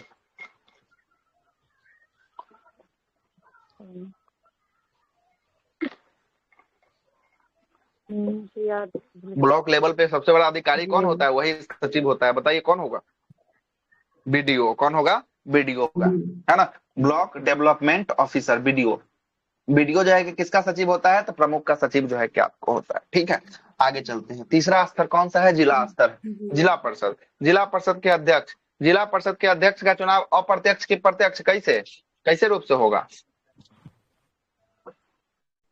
अप्रत्यक्ष होगा। अध्यक्ष का चुनाव अप्रत्यक्ष होगा। देखिए सुनिएगा, जिला परिषद के सदस्य, अगर सदस्य आ जाएगा ना, सदस्य का चुनाव जो है कि आपको कैसे होगा? तो सदस्य का चुनाव जो है कि आपको प्रत्यक्ष रूप से होगा। लेकिन अध्यक्ष बोल रहा है, अध्यक्ष का चुनाव कैसे होगा? अध्यक्ष का चुनाव अप्रत्यक्ष रूप से जो है कि आपको होगा। और ये किसके रूप में समन्वयन पर्यवेक्षक का काम करता है? तो अप्रत्यक्ष रूप से समन्वयन और पर्यवेक्षक का काम जो है कि आपको करने का काम करता है जिला परिषद का अध्यक्ष जो है कि आपको करता है। पंचायत में सरपंच की बात कर रहा है, आइए सरपंच को देखिए। सरपंच के बारे में क्या बोलता है? ये ग्राम कचहरी, फौजदारी और दीवानी मामले में जो है कि सुझाव दे सकता है। और ये कितने हजार रुपए तक का जुर्माना कर सकता है? कितने हजार रुपए तक का? 10,000 रुपए तक का जो है कि आपको जुर्माना कर सकता है। कौन? सरपंच जो है कि आपको जुर्माना कर सकता है ना? सरपंच जुर्माना कर सकता है। अच्छा, तो ये बताइए कि सरपंच का चुनाव जो है कि आपको प्रत्यक्ष होता है कि अप्रत्यक्ष होता है? अप्रत्यक्ष। प्रत्यक्ष रूप से ना, प्रत्यक्ष रूप से चुना जाता है। सरपंच को कैसे चुना जाता है? प्रत्यक्ष रूप से जो है कि आपको चुना जाता है ना? उप सरपंच बोलेगा ना, उप सरपंच, उसको जो है कि आपको अप्रत्यक्ष रूप से जो है कि आपको चुना जाएगा। और उप सरपंच कौन बनेगा? पंच, जो सारा वार्ड में पंच चुनता है, उसी पंच से एक उप जो है कि आपको सरपंच बनाया जाता है। क्लियर है? उप सरपंच बनाया जाता है। आगे चलेगा। हाँ, तो उप मुखिया का तो बात तो पहले ही क्लियर कर चुके हैं। देखिएगा, धन विधेयक पे चर्चा हम लोग सुबह किए थे। धन विधेयक को हटा दीजिए। धन विधेयक पे चर्चा हो चुका है ऑलरेडी सुबह। धन विधेयक पे चर्चा हो चुका है, इसको हटा दीजिए। जो जिस पे चर्चा हो चुका है उसको साइड कीजिए। संविधान संशोधन पे हो गया, स्थगन विघटन इस पे भी चर्चा कर लिए हैं, इस सब पे चर्चा हो चुका है। फिर से दोबारा रिपीट पेज है ये, है ना? Repeat page. प्रश्नकाल, शून्यकाल, तारांकित प्रश्न, अतारांकित प्रश्न सब पे चर्चा किए हुए हैं ऑलरेडी। विश्वास प्रस्ताव, अविश्वास प्रस्ताव, स्थगन प्रस्ताव ये कल रात को हुआ था ना? जो लोग रात वाले क्लास में होंगे वो होगा। लोक लेखा समिति, प्राक्कलन समिति, लोक उपक्रम समिति, अनुसूचित जाति जनजाति कल्याण समिति, ये सब पर चर्चा सुबह हुआ है ना। चलिए आगे बढ़िए, जिस पे हो गया उसको आगे बढ़ाते रहिए। हाँ, ये इन पे नहीं हुआ सर, हाँ? सुबह मॉर्निंग में इन पे नहीं हुआ लोक लेखा मॉर्निंग में कल वगैरह। रात कौन सा नहीं हुआ है? मॉर्निंग में नहीं हुआ है, मैंने कल रात वाली नहीं ली था। कल रात को हुआ होगा, प्राक्कलन समिति, लोक लेखा समिति, अच्छा। सब हुआ है कल रात को, है ना। सब हुआ था, कौन कौन रिपोर्ट का उजागर किया सब कुछ बता चुके हैं, है ना, सब कुछ बता चुके हैं। यहाँ से शुरू होता है योजना आयोग, ये नया है, ठीक ना, योजना आयोग यहाँ से शुरू करेंगे नया के साथ। आइएगा, योजना आयोग की बात करेंगे। योजना आयोग का अध्यक्ष जो होता है वो कौन होता है? योजना आयोग का अध्यक्ष होता है प्रधानमंत्री होता है। कौन होता है? प्रधानमंत्री जो है क्या आपको होता है। और योजना आयोग कैसी संस्था है? गैर संवैधानिक संस्था है। कैसी गैर संवैधानिक जो है कि आपको संस्था है। और योजना आयोग के प्रथम अध्यक्ष की बात करेंगे कौन थे? तो पहला प्रधानमंत्री देश का कौन था? जवाहरलाल नेहरू जो है कि आपको थे। और योजना आयोग का गठन की बात करेगा, बहुत बार एग्जाम में पूछा है, योजना आयोग का गठन कब किया गया? 1950 में किया गया। कितने तारीख को? 15 मार्च 1950 को जो है कि आपको किया। सर जी, हाँ बोलिए सर जी, गैर संवैधानिक संस्था मतलब? संविधान में इसकी चर्चा नहीं है ना, गैर संवैधानिक खेद में ना सर। तो संविधान के अंतर्गत नहीं अनुच्छेद आता है कि वो अलग से थोड़ी ना है, संविधान में उस सबका जिक्र जो है कि आपको किया गया। आगे देखिएगा, इसका प्रथम उपाध्यक्ष की बात करेंगे। प्रथम उपाध्यक्ष जो है कि कौन थे योजना आयोग के? गुलजारी लाल नंदा जो है कि आपको थे, है ना, गुलजारी लाल नंदा थे। और मुख्य जो है कि आपको कार्य क्या होता है इसका? तो इसका काम होता है पंचायती पंचवर्षीय योजना का क्या करना? निर्माण करना जो है कि इसका काम जो है कि आपको होता है। योजना आयोग के अंतिम अध्यक्ष की बात करेंगे। अंतिम अध्यक्ष कौन थे? नरेंद्र मोदी जो है कि आपको थे। कौन थे? नरेंद्र मोदी थे। और यही जो है कि अंतिम अध्यक्ष होते हैं। योजना आयोग के स्थान पर अब कौन सा आयोग ले आया गया? नीति आयोग ले आया गया। कौन सा? नीति आयोग जो है कि आपको ले आया गया, याद रखिएगा। अभी काम करता है कौन? नीति आयोग। योजना आयोग के सचिव के रूप में जो है कि राष्ट्रीय विकास परिषद के सचिव तथा प्रधानमंत्री अध्यक्षता जो है कि आपको करते हैं। राष्ट्रीय विकास परिषद का गठन जो है कि ये भी सवाल पूछा गया है, VVI सवाल है। राष्ट्रीय विकास परिषद NDC का गठन कब हुआ? 6 अगस्त 1952 को हुआ था। और NDC का काम क्या होता है? इसका कार्य पंचवर्षीय योजना का अनुमोदन करना। क्या करना होता है? इसका काम होता है पंचवर्षीय योजना का अनुमोदन करना, NDC का काम होता है। अब योजना आयोग के स्थान पे कौन सा आयोग काम कर रहा है वर्तमान में? ये कर रहा है नीति आयोग कर रहा है ना। नीति आयोग ये भी गैर संवैधानिक जो है कि संस्था होने वाला है। नीति का पूरा नाम national institution for transforming India जो है कि आपको होता है। और नीति आयोग जो है कि आपको कब अस्तित्व में आया है? तो 1 जनवरी 2015 को आया है। कब हुआ है? 1 जनवरी 2015 को जो है कि आपको आया है। आगे चलते हैं, इसके पहले अध्यक्ष की बात करेंगे। पहले अध्यक्ष कौन थे? नरेंद्र मोदी जो है कि इसके पहले अध्यक्ष जो है कि आपको थे। और पहला उपाध्यक्ष की बात करेंगे। इसका दर्जा भारत सरकार के कैबिनेट मंत्री के समान जो है कि आपको होता है। किसका दर्जा? उपाध्यक्ष का दर्जा जो है कि आपको होता है। और इसका काम क्या था? इसका काम था पंचवर्षीय योजना जो सोवियत संघ रूस से लिया गया उसको क्या करना, उससे जो है कि आपको प्रेरित जो है कि आपको इसका काम था। अब तो पंचवर्षीय योजना को क्या कर दिया गया है? अब समाप्त जो है कि कर दिया गया। अब वार्षिक योजना पे काम होता है। अब 5 वर्षों के लिए योजना नहीं आता है, हर वर्षों के लिए योजना आता है। वार्षिक योजना पे जो है कि सरकार काम करती है। अगला जो आयोग है वो कौन सा है? वित्त आयोग है। वित्त आयोग की चर्चा भारतीय संविधान के कौन से आर्टिकल में? भारतीय संविधान के आर्टिकल नंबर 280 में जो है कि आपको देखने को मिलेगा। वित्त आयोग की नियुक्ति कौन करता है? तो वित्त आयोग की नियुक्ति राष्ट्रपति द्वारा प्रधानमंत्री के सलाह पर किया जाता है। मतलब नियुक्ति करने का अधिकार किसके हाथों में होता है? तो नियुक्ति करने का अधिकार राष्ट्रपति के हाथों में होता है। पूछेगा कितने साल के लिए नियुक्त होता है? कार्यकाल कितने साल का होता है? 5 वर्षों का होता है। और आवश्यकता पड़ने पर पहले एक जो है कि आपको वित्त आयोग का गठन जो है कि आपको आवश्यकता अनुसार उससे पहले एक वित्त आयोग का गठन किया जा सकता है। मतलब कहने का मतलब समझिएगा, कहने का मतलब एक वित्त आयोग चल रहा है, उसका कार्यकाल कितने वर्ष का? 5 वर्ष चलेगा ना। तो हो सकता है कि आवश्यकता पड़ गया ना, तो ये 5 वर्ष से पहले भी दूसरे वित्त आयोग का गठन जो है कि आपको किया जा सकता है। ये बात बोलना चाह रहा है, ठीक है।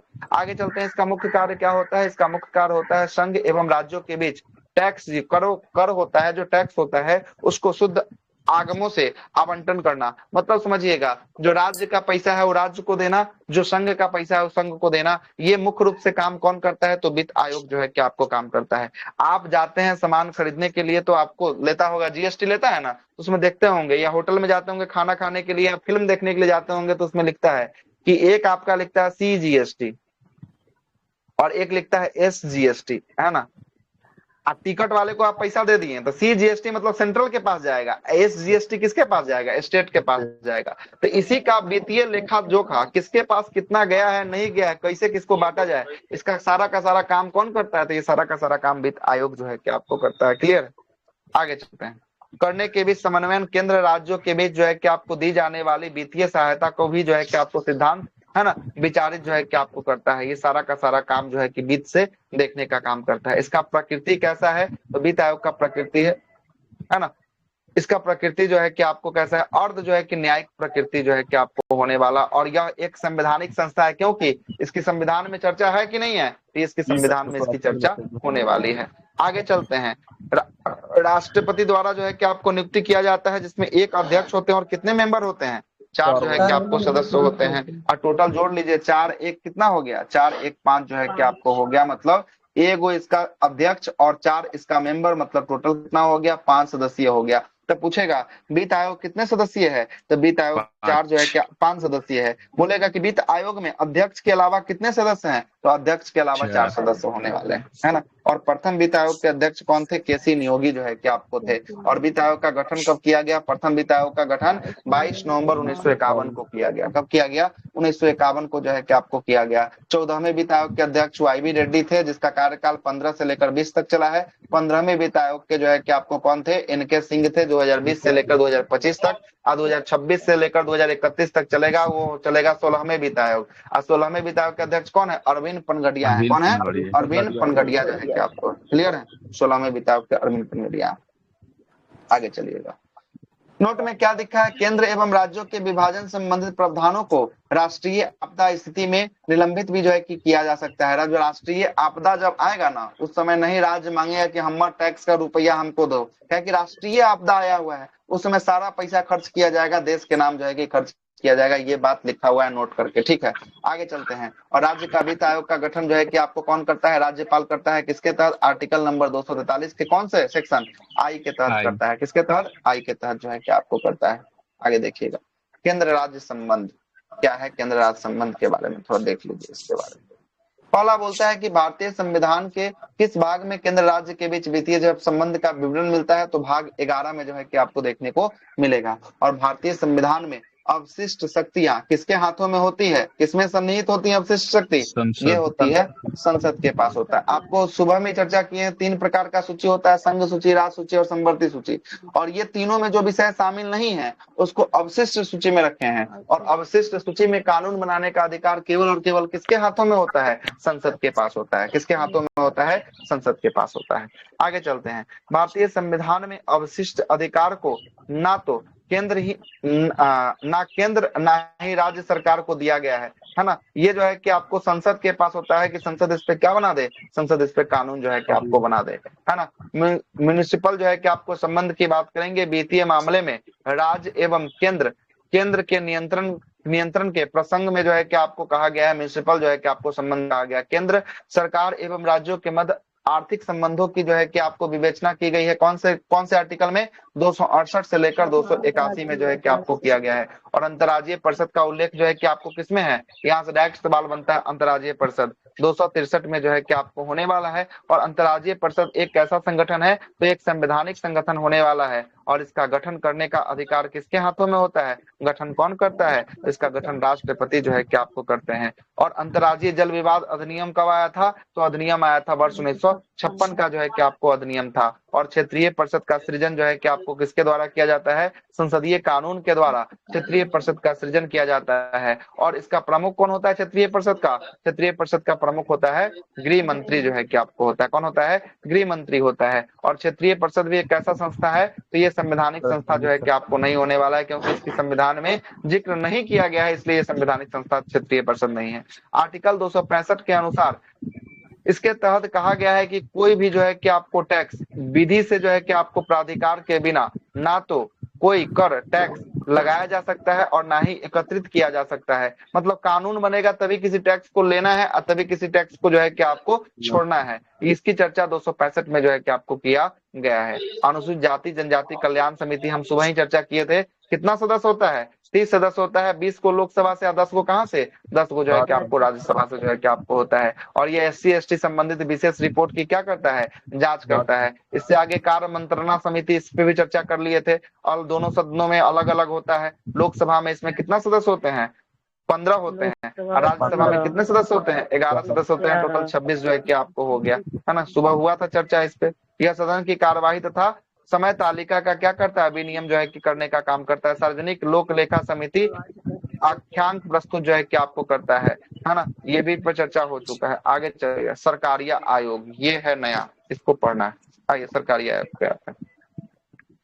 इसका गठन की बात करेंगे। गठन कार्य संघ एवं राज्य के बीच मध्य संबंधों पर विचार करने के लिए, विवाद को सुलटाने के लिए किसका गठन किया गया? इसका किया गया सहकारिया आयोग का गठन जो है कि आपको किया गया। और इसके अध्यक्ष की बात करेंगे। इसके अध्यक्ष जो है कि आपको सबसे पहला किसको बनाया गया? तो न्यायमूर्ति RS सहकारिया को बनाया गया। इसके अध्यक्षता में बनाया गया। पूछेगा सहकारिया आयोग का गठन कब किया गया? ये क्वेश्चन ऑलरेडी पूछा जा चुका है। कब है? 1983 में जो है कि आपको गठन जो है कि आपको किया गया है। और इसके दो अन्य सदस्य कौन थे? B शिवरामन और SR जो है कि आपको सेन, इसके अन्य जो है कि आपको सदस्य जो है कि आपको थे। और पहली बार सहकारिया रिपोर्ट अपनी रिपोर्ट को कब प्रस्तुत करता है? रिपोर्ट कब सौंपता है? 1988 में जो है कि आपको होता है। 83 में गठन होता है। रिपोर्ट कब आता है? 1988 में इसका रिपोर्ट आता है। और भारत के संविधान के किस अनुच्छेद में कर मतलब टैक्स को केंद्र द्वारा लगाया जाता है तथा एकत्रित किया जाता है, लेकिन केंद्र और राज्य दोनों के बीच जो है कि आपको बांटा जाता है? इसकी चर्चा जो है कि आपको किसमें है? 270 में देखने को मिलेगा। मतलब क्या कहना चाह रहा है समझिएगा। कह रहा है कि वह ऐसा कौन सा कर है जो संविधान में जिसका उल्लेख है, जो केंद्र ही लगाता है, केंद्र ही एकत्रित करता है, लेकिन केंद्र जो है कि आपको राज्य को भी देता है और केंद्र अपने पास भी रखता है। इसकी चर्चा किसमें है? इसकी चर्चा जो है कि आपको 270 में देखने को मिलेगा। आपात संबंधित प्रश्न की बात करेंगे। भारतीय संविधान के किस अनुच्छेद के अंतर्गत भारत सरकार का दायित्व है कि वह बाह्य आक्रमण एवं आंतरिक अशांति के आधार पर क्या करे? रक्षा जो है कि आपको राज्य का करे। इसकी चर्चा जो है कि आपको किसमें है? 355 में है। देखिएगा, एक आर्टिकल को समझिएगा। 356 में क्या है जरा बताइए। राष्ट्रपति शासन। 356 में राष्ट्रपति शासन है, ठीक ना। 356 के लिए 2 बेस चाहिए। 2 बेस, यही दोनों बेस से 356 लगता है। एक बेस है 355, एक बेस है 365। देखिएगा 355 में क्या बोलता है? 355 में बोलता है कि राज्य का अगर संवैधानिक तंत्र जो है कि विफल हो गया या राज्य अशांति की ओर आ गया, राज्य के अंदर जो है कि आपको क्या हो गया? अशांति फैल गया, उस आधार पर जो है कि आपको राष्ट्रपति शासन 356 लगेगा। उसमें केंद्र सरकार जो है कि आपको क्या करेगा? राज्य का रक्षा करेगा 355 के तहत।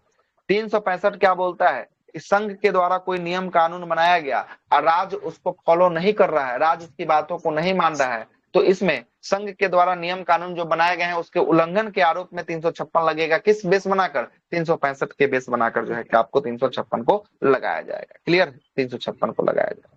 आगे अनुच्छेद 352 में आंतरिक अशांति की स्थापना पर 44वें संविधान संशोधन अधिनियम 1978 के तहत आंतरिक अशांति के स्थान पे कौन सा जोड़ा गया शब्द को? सशस्त्र विद्रोह को जो है कि आपको जोड़ दिया गया। पहले था आंतरिक अशांति, और आंतरिक अशांति से पूछता है कि सशस्त्र विद्रोह कौन सा संविधान संशोधन के तहत किया गया? 44वां संविधान संशोधन वर्ष 1978 के तहत जो है कि आपको किया गया था। क्लियर?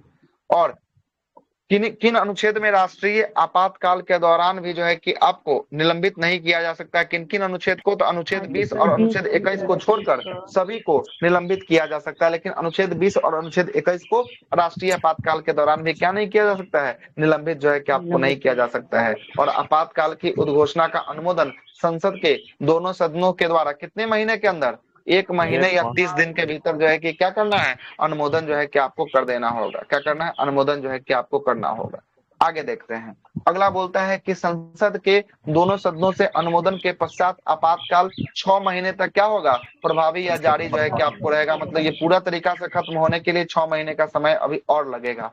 उसके बाद जो है कि पुनः बढ़ाने के लिए संसद के दोनों सदनों से जो है कि आपको क्या करना पड़ेगा? अनुमोदन को करना जो है कि आपको जरूरी होगा, जिसके तहत अधिकतम कितना साल तक जो है कि आपको राष्ट्रपति शासन बढ़ाया जा सकता है? अधिकतम 3 वर्षों तक जो है कि आपको बढ़ाया जा सकता है। हर 6 महीना पे बढ़ाना होगा। हर 6 महीना पे बढ़ाना होगा। कितने साल मैक्सिमम तक? 3 साल मैक्सिमम तक जो है कि आप बढ़ा सकते हो, उससे अधिक नहीं। संसदीय काल में 5 5 वर्ष में लोकसभा की अवधि आपातकाल के दौरान 1 वर्ष में कितने बार बढ़ाया जा सकता है? 1 वर्ष में 1 बार जो है कि आपको बढ़ाया जा सकता है। 1 वर्ष के लिए 1 बार बढ़ाया जा सकता है। और इंडिया में जो है कि आपको वित्तीय आपातकाल अभी तक 1 बार भी जो है कि आपको नहीं लगा है। राष्ट्रीय आपातकाल कितना बार लगा है? 3 बार जो है कि आप राष्ट्रीय आपातकाल अभी तक लग गया है। आगे चलते हैं। अनुच्छेद 356 के अंतर्गत राष्ट्रपति शासन सर्वप्रथम कहाँ लागू किया गया था? तो पंजाब में लागू किया गया था। कहाँ पे? पंजाब में लागू किया गया था। Patiala and east Punjab state union PEPSU के एक्ट के खिलाफ 1951 में सबसे पहला पंजाब में लगा था।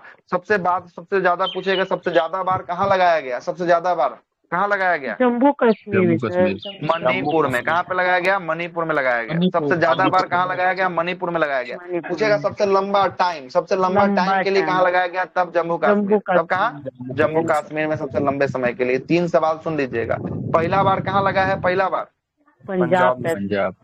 पहला बार जो है कि आपको पंजाब में लगा है ना। सर्वाधिक बार कहाँ लगा है? सर्वाधिक बार मणिपुर में। लेकिन सबसे लंबा टेन्योर कार्यकाल सबसे लंबा कहाँ लगा है? कार्यकाल सबसे लंबा जम्मू कश्मीर में जो है।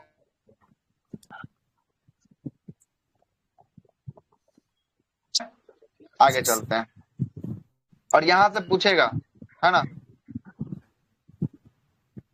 चलिए हो तो गया, है ना। आगे चलिएगा। बिहार में कितना बार लगा है? बिहार में 8 बार।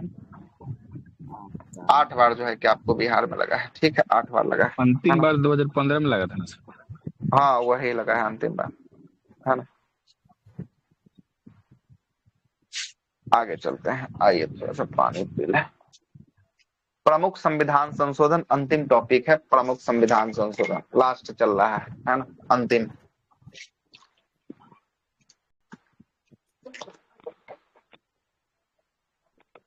अंतिम है और एक सवाल फिक्स है।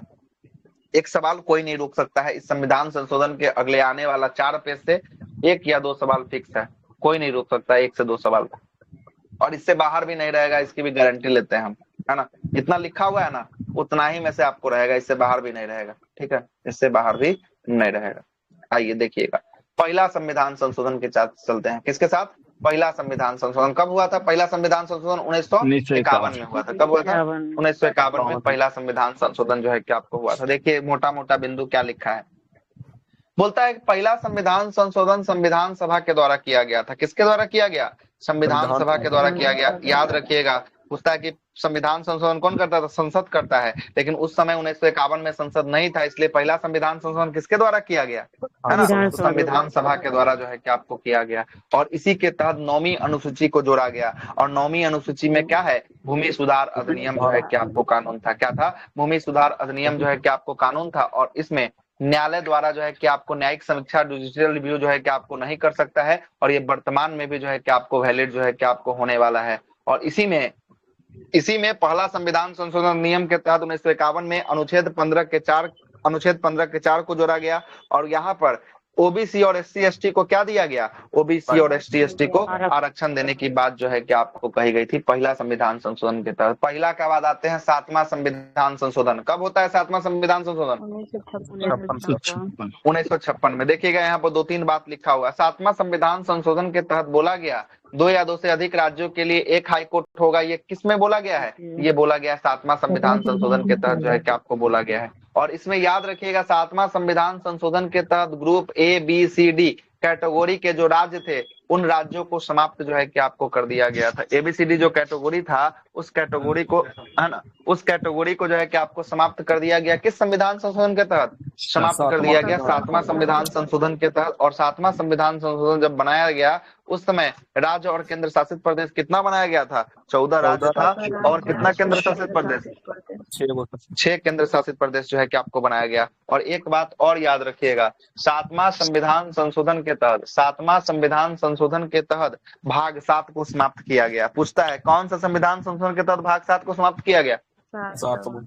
7वां संविधान संशोधन के तहत भाग 7 को समाप्त जो है कि आपको किया गया, है ना। भाग 7 को समाप्त किया गया। पूछेगा कि भाग 7 में क्या था? तो भाग 7 में बोलिएगा ABCD क्रमशः जो है कि आपको राज्य का कैटेगरी था जिसको समाप्त कर दिया गया। आगे चलते हैं, अगले सवाल पे आते हैं। 9वां संविधान संशोधन। 9वां कब होता है? 9वां 1960 1960 में 9वां संविधान संशोधन जो है कि आपको होता है, और इसी 9वां संविधान संशोधन 1960 के तहत एक आता है बेरूबारी वाद संघ। पश्चिम बंगाल का ये केस है, इससे भी आपको सवाल पूछता है कि बेरूबारी वाद संघ कब आता है, तो 1960 में आता है। कब आता है? 1960 में आता है। तो बेरूबारी वाद संघ पश्चिम बंगाल के भारतीय क्षेत्र को पाकिस्तान का अधिग्रहण, मतलब कि बांग्लादेश का कुछ जो है कि क्षेत्र को दे देना, यह बेरूबारी वाद संबंध जो है कि आपको था। और ये किससे संबंधित है?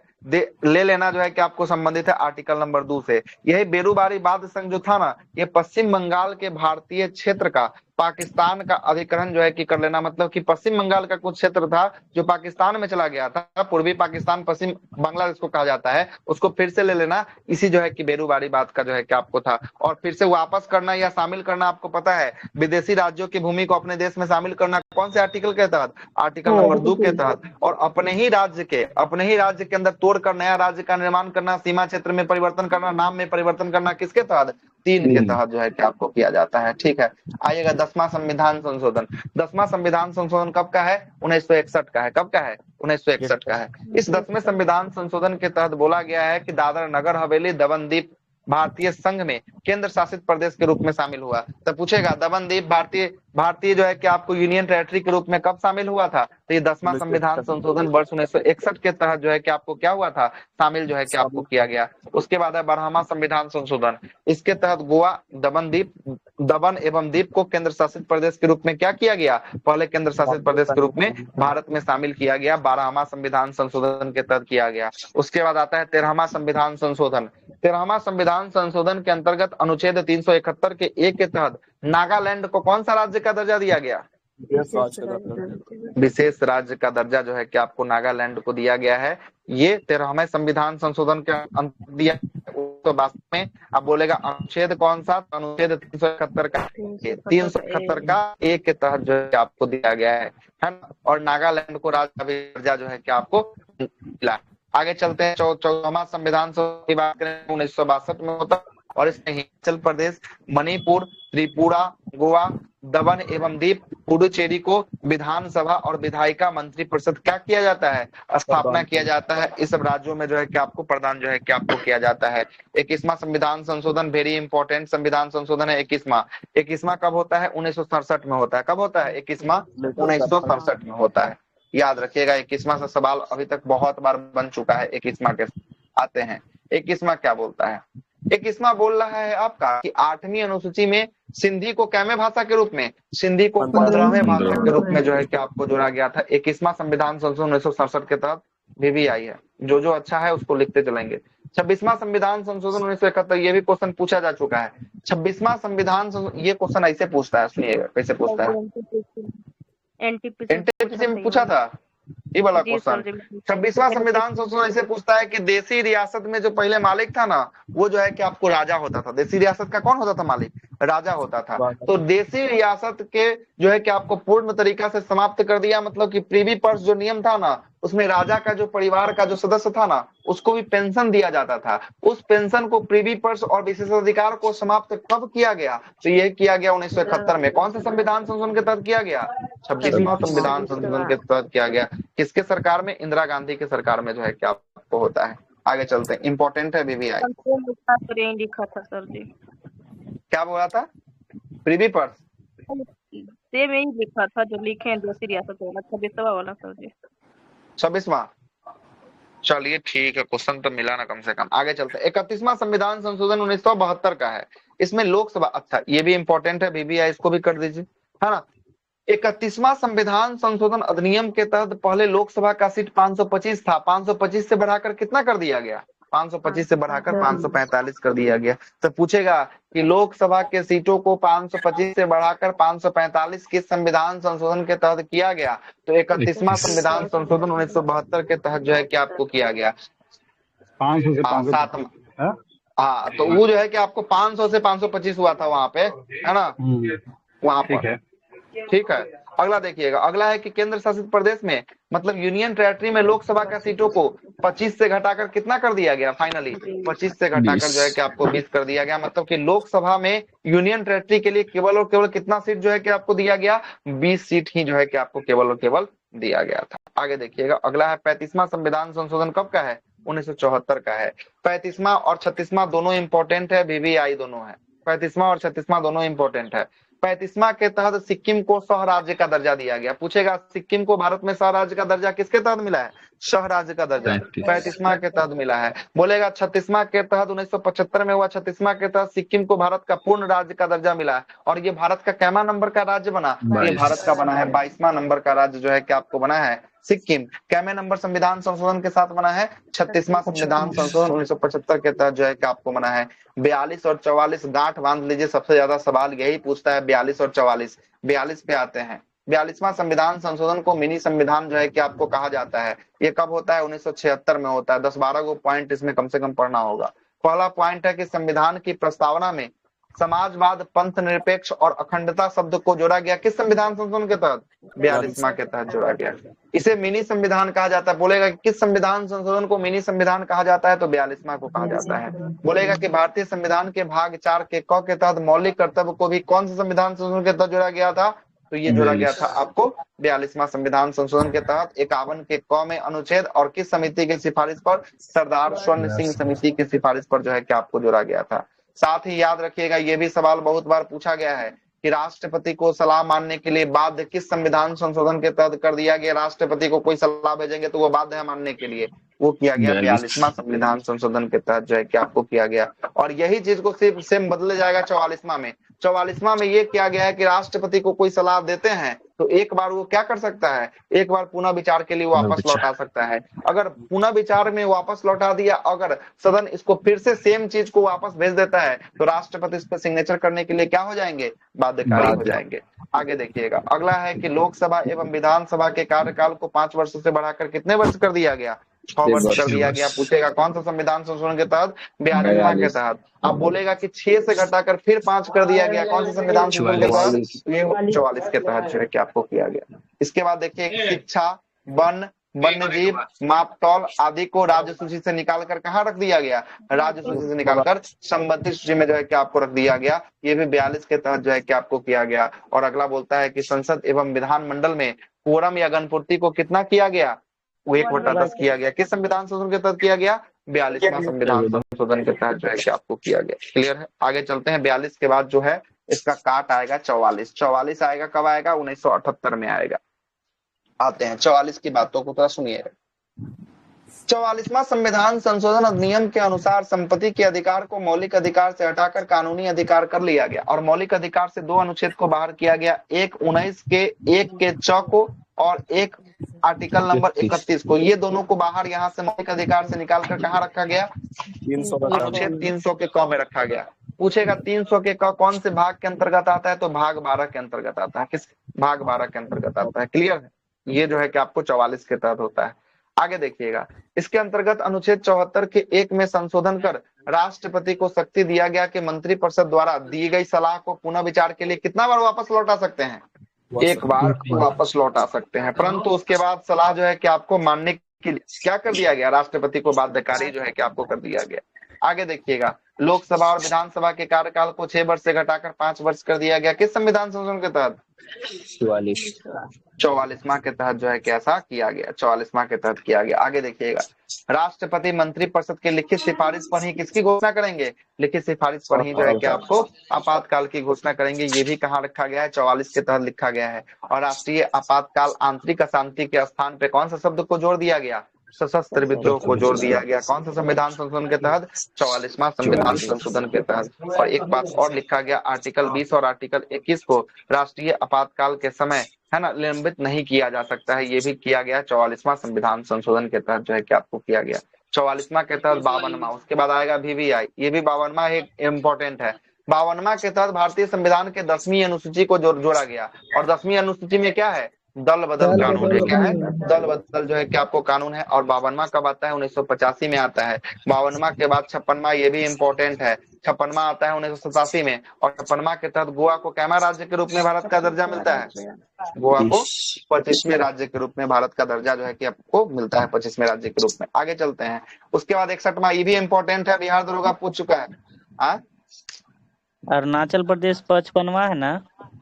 हाँ, 55वां अरुणाचल प्रदेश है। ठीक है, 55वां वो भी 87 का ही है ना? 87 का। आगे देखिएगा 61वां, ये भी इंपॉर्टेंट है, दरोगा में पूछा जा चुका है। 61वां 1989 में हुआ है और इसमें लोकसभा और राज्य विधानसभा में मतदाता की आयु 21 वर्ष से घटाकर कितना वर्ष कर दिया गया? 21 से घटाकर 18 वर्ष जो है कि आपको कर दिया गया। मतलब वोट डालने की आयु 21 वर्ष से घटाकर 18 वर्ष कर दिया गया। किस संविधान संशोधन के तहत? 61वां संविधान संशोधन के तहत 1989 में। 61वां के बाद आइएगा 65वां। 65वां में क्या बोलता है कि अनुसूचित जाति और अनुसूचित जनजाति के लिए बहुस्तरीय राष्ट्रीय आयोग की स्थापना करना। मतलब SC/ST आयोग के लिए स्थापना करने के लिए कौन सा संविधान संशोधन किया गया? ये किया गया 65वां संविधान संशोधन। और कब का है ये? 1990 का जो है कि आपको होने वाला है। 65वां के बाद है 69वां संविधान संशोधन। इंपॉर्टेंट है, इस बार बीपीएससी भी पूछा है, दरोगा भी पूछा है पिछला बार, है ना। 69वां संविधान संशोधन कब का है? 1991 का है। और इसके तहत दिल्ली को राष्ट्रीय राजधानी क्षेत्र का क्या मिला है? राष्ट्रीय राजधानी क्षेत्र का जो है कि आपको दर्जा 69वां संविधान संशोधन के तहत जो है कि आपको दिया गया है। उसके बाद 71वां और मिला देता है तो 70वां हो जाता है ना? क्या बोले? दिल्ली के साथ पदुशेरी मिला देता है। हाँ, दूसरा चीज मिला देता है, दूसरा कोई अगर मतलब 70वां संविधान संशोधन राष्ट्रपति में मतदान के लिए। अच्छा, दिल्ली और पुडुचेरी। 70वां क्या है सुनिएगा, 70वां सुन लीजिए। हाँ, राष्ट्रपति सुनिएगा, राष्ट्रपति के मतदान के लिए जो है कि आपको राज्य के विधानमंडल के साथ साथ यूनियन टेरिटरी के 2 विधानसभा को शामिल किया गया है, जिसमें दिल्ली और पुडुचेरी को शामिल किया गया 70वां के तहत। हो गया क्लियर? ये 70। ठीक है, आगे चलते हैं। 70 के बाद है आपका 71। 71वां की बात करेंगे। 71 में क्या बोलता है? 71 आपका बोलता है कि 8वीं अनुसूची में 3 भाषा को शामिल किया गया। नमक भाषा, न से नेपाली, म से मणिपुरी और क से कोंकणी। नेपाली, मणिपुरी और कोंकणी जोड़ा गया। 15वां भाषा था सिंधी और 3 को जोड़ा तो 18 हुआ। 18 जो है कि 8वीं अनुसूची में जोड़ा गया 3 भाषा को। किस संविधान संशोधन के तहत? नमक को 71वां संविधान संशोधन अधिनियम 1992 के तहत जो है कि आपको जोड़ा गया। टोटल कितना हो गया? 18 हो गया।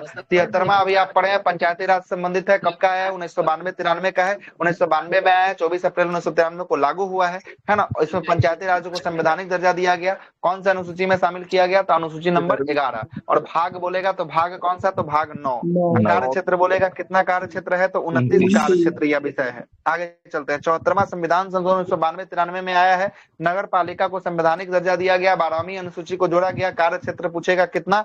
कार्य क्षेत्र 18। कितना है? कार्य क्षेत्र 18। और भाग किसमें जोड़ा गया? भाग 9 के क में जो है कि आपको जोड़ा गया।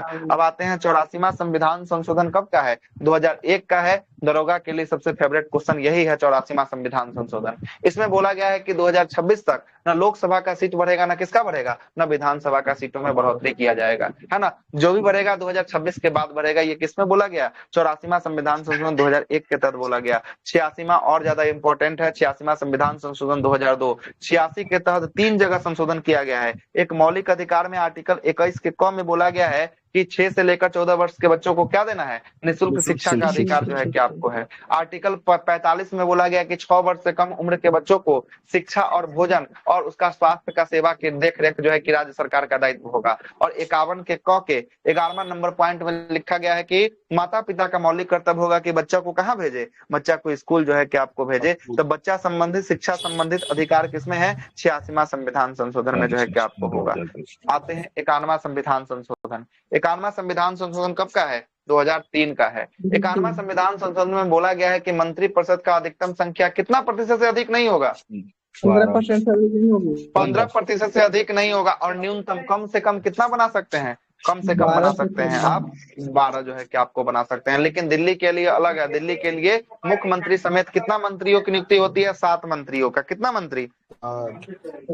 7 को होता है दिल्ली में। ठीक है, आगे चलते हैं। 92वां संविधान संशोधन की बात करेंगे। 92वां होता है 2003 में और इसके तहत संविधान की 8वीं अनुसूची में 4 भाषा को जोड़ा जाता है, जिसको कहते हैं बोडमास। बोडो, डोंगरी, मैथिली और संथाली। बोडो, डोंगरी, मैथिली, संथाली को 8वीं अनुसूची में जो है कि जोड़ा जाता है। टोटल 22 लैंग्वेज हो जाता है। कौन सा संविधान संशोधन के तहत? 92वां संविधान संशोधन 2003 के तहत जो है कि आपको किया जाता है। उसके बाद आते हैं 97वें नंबर का संविधान संशोधन।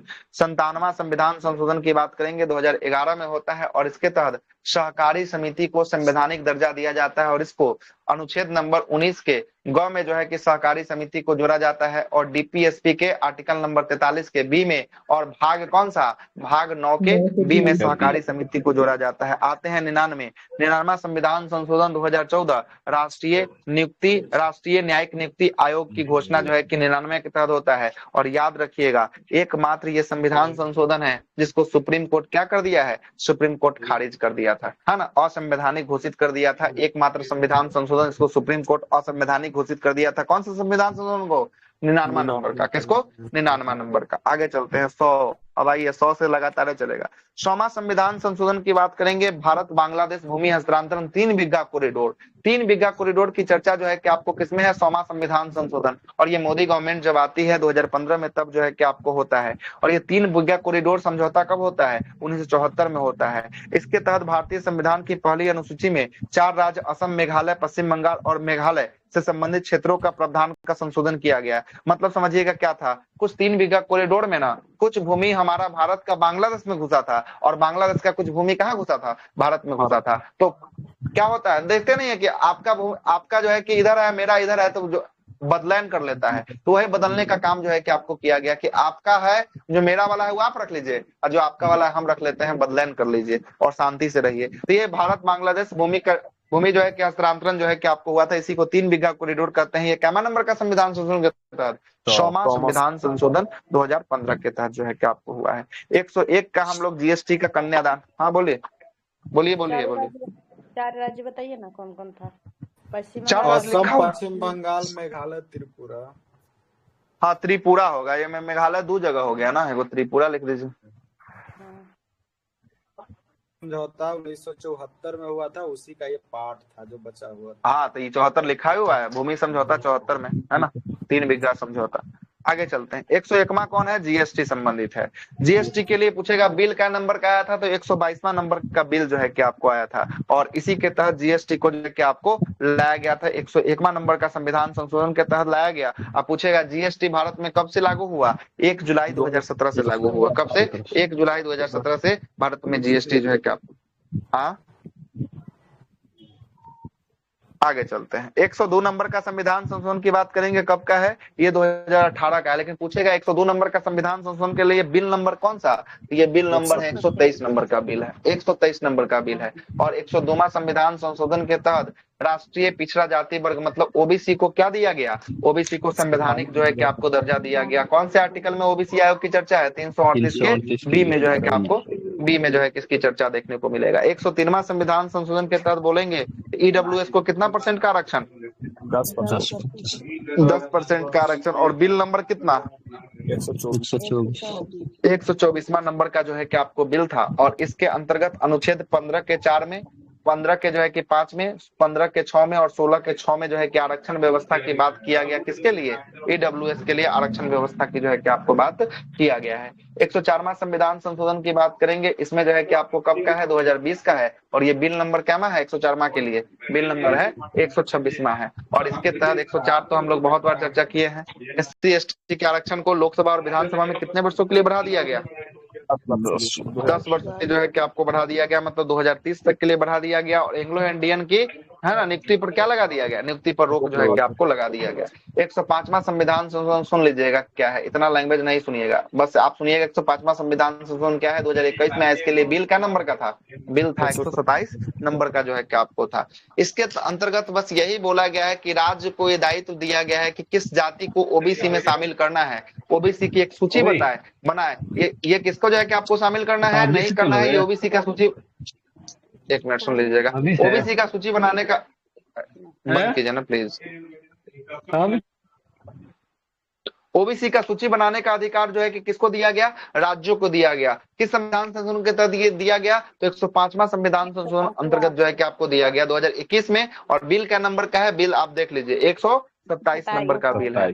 आते हैं 106वां संविधान संशोधन, 106वां संविधान संशोधन 2024 में आता है। बिल क्या नंबर का है, बिल है 128 नंबर का। कितना नंबर का बिल है, 128 नंबर का जो है कि आपको बिल है। और इसी बिल के तहत नारी शक्ति बंधन अधिनियम जो है कि आपको कहा गया। और इसमें लोकसभा में और राज्य के विधानसभा में महिलाओं को कितना % आरक्षण देने की बात कहा गया, 33% आरक्षण देने की बात जो है कि आपको कहा गया, और ये भी बात बोला गया कि पहली 15 वर्षों तक ये जो है कि आपको जारी रहेगा। उसके बाद संसद इस पर क्या करेगा, संसद इस पर जो है कि आपको विचार करने का काम जो है कि आपको करेगा। 106 नंबर का 107 भी आप याद कर लीजिए, 107वां नंबर का 107वां संविधान संशोधन जो है कि आपको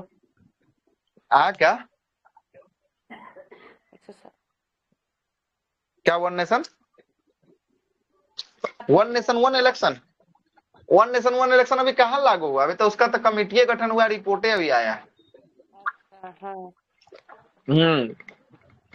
107वां है वक्फ संशोधन बिल, मुसलमानों वाला है ना, संपत्ति वाला वक्फ संशोधन बिल, वो 107वां नंबर का है। और 108वां नंबर का अगर पारित हो जाता है तो वो मुख्यमंत्री और मंत्री प्रधानमंत्री को 30 दिन अगर आप हिरासत में रहते हैं, जेल में रहते हैं, तो आपको क्या करना पड़ेगा, पद छोड़ना पड़ेगा। वो 108 नंबर का बन जाएगा। लेकिन याद रखिएगा अभी तक कितना है, 107 नंबर तक ही है। कितना नंबर तक है, 107 नंबर तक ही जो है होने वाला है। सर जी एंड हो चुका है पॉलिटिक्स। सर जी वो जो ऑनलाइन गेमिंग से भी कुछ उसका क्या है, ऑनलाइन गेमिंग, ऑनलाइन गेमिंग नहीं है, Dream11 वगैरह, ये भी तो बिल लाया गया ना। हाँ तो वो तो पारित हो गया है, तो 108 नंबर का कहीं वही होगा तो फिर, है ना।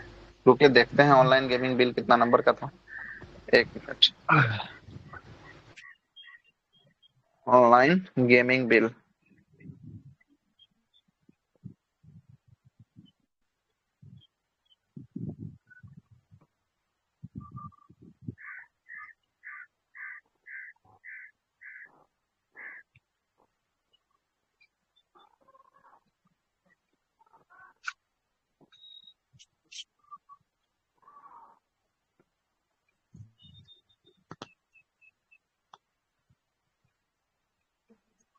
ये अधिनियम है, संविधान संशोधन नहीं है, ठीक है। ये अधिनियम किया गया है ना, ये संविधान संशोधन नहीं है। उस पर तो बैन न मारा है, संविधान संशोधन ने किया, ये तो अधिनियम जो है कि आपको लाया है ना, एक्ट के द्वारा इसको जो है कि आपको बैन किया गया। इलेक्शन शायद यही बनेगा 108वां। अब देखिए अब कौन बनेगा तो तब कहना बड़ा मुश्किल है। अब जो पहले पास हो जाए वो बन जाएगा, है ना, हाँ नहीं होगा वो नहीं बनेगा, है ना। तो वो तो बनने के बाद ही पता चलेगा, है ना, कौन बनता है पहले, है ना। 2 गो है।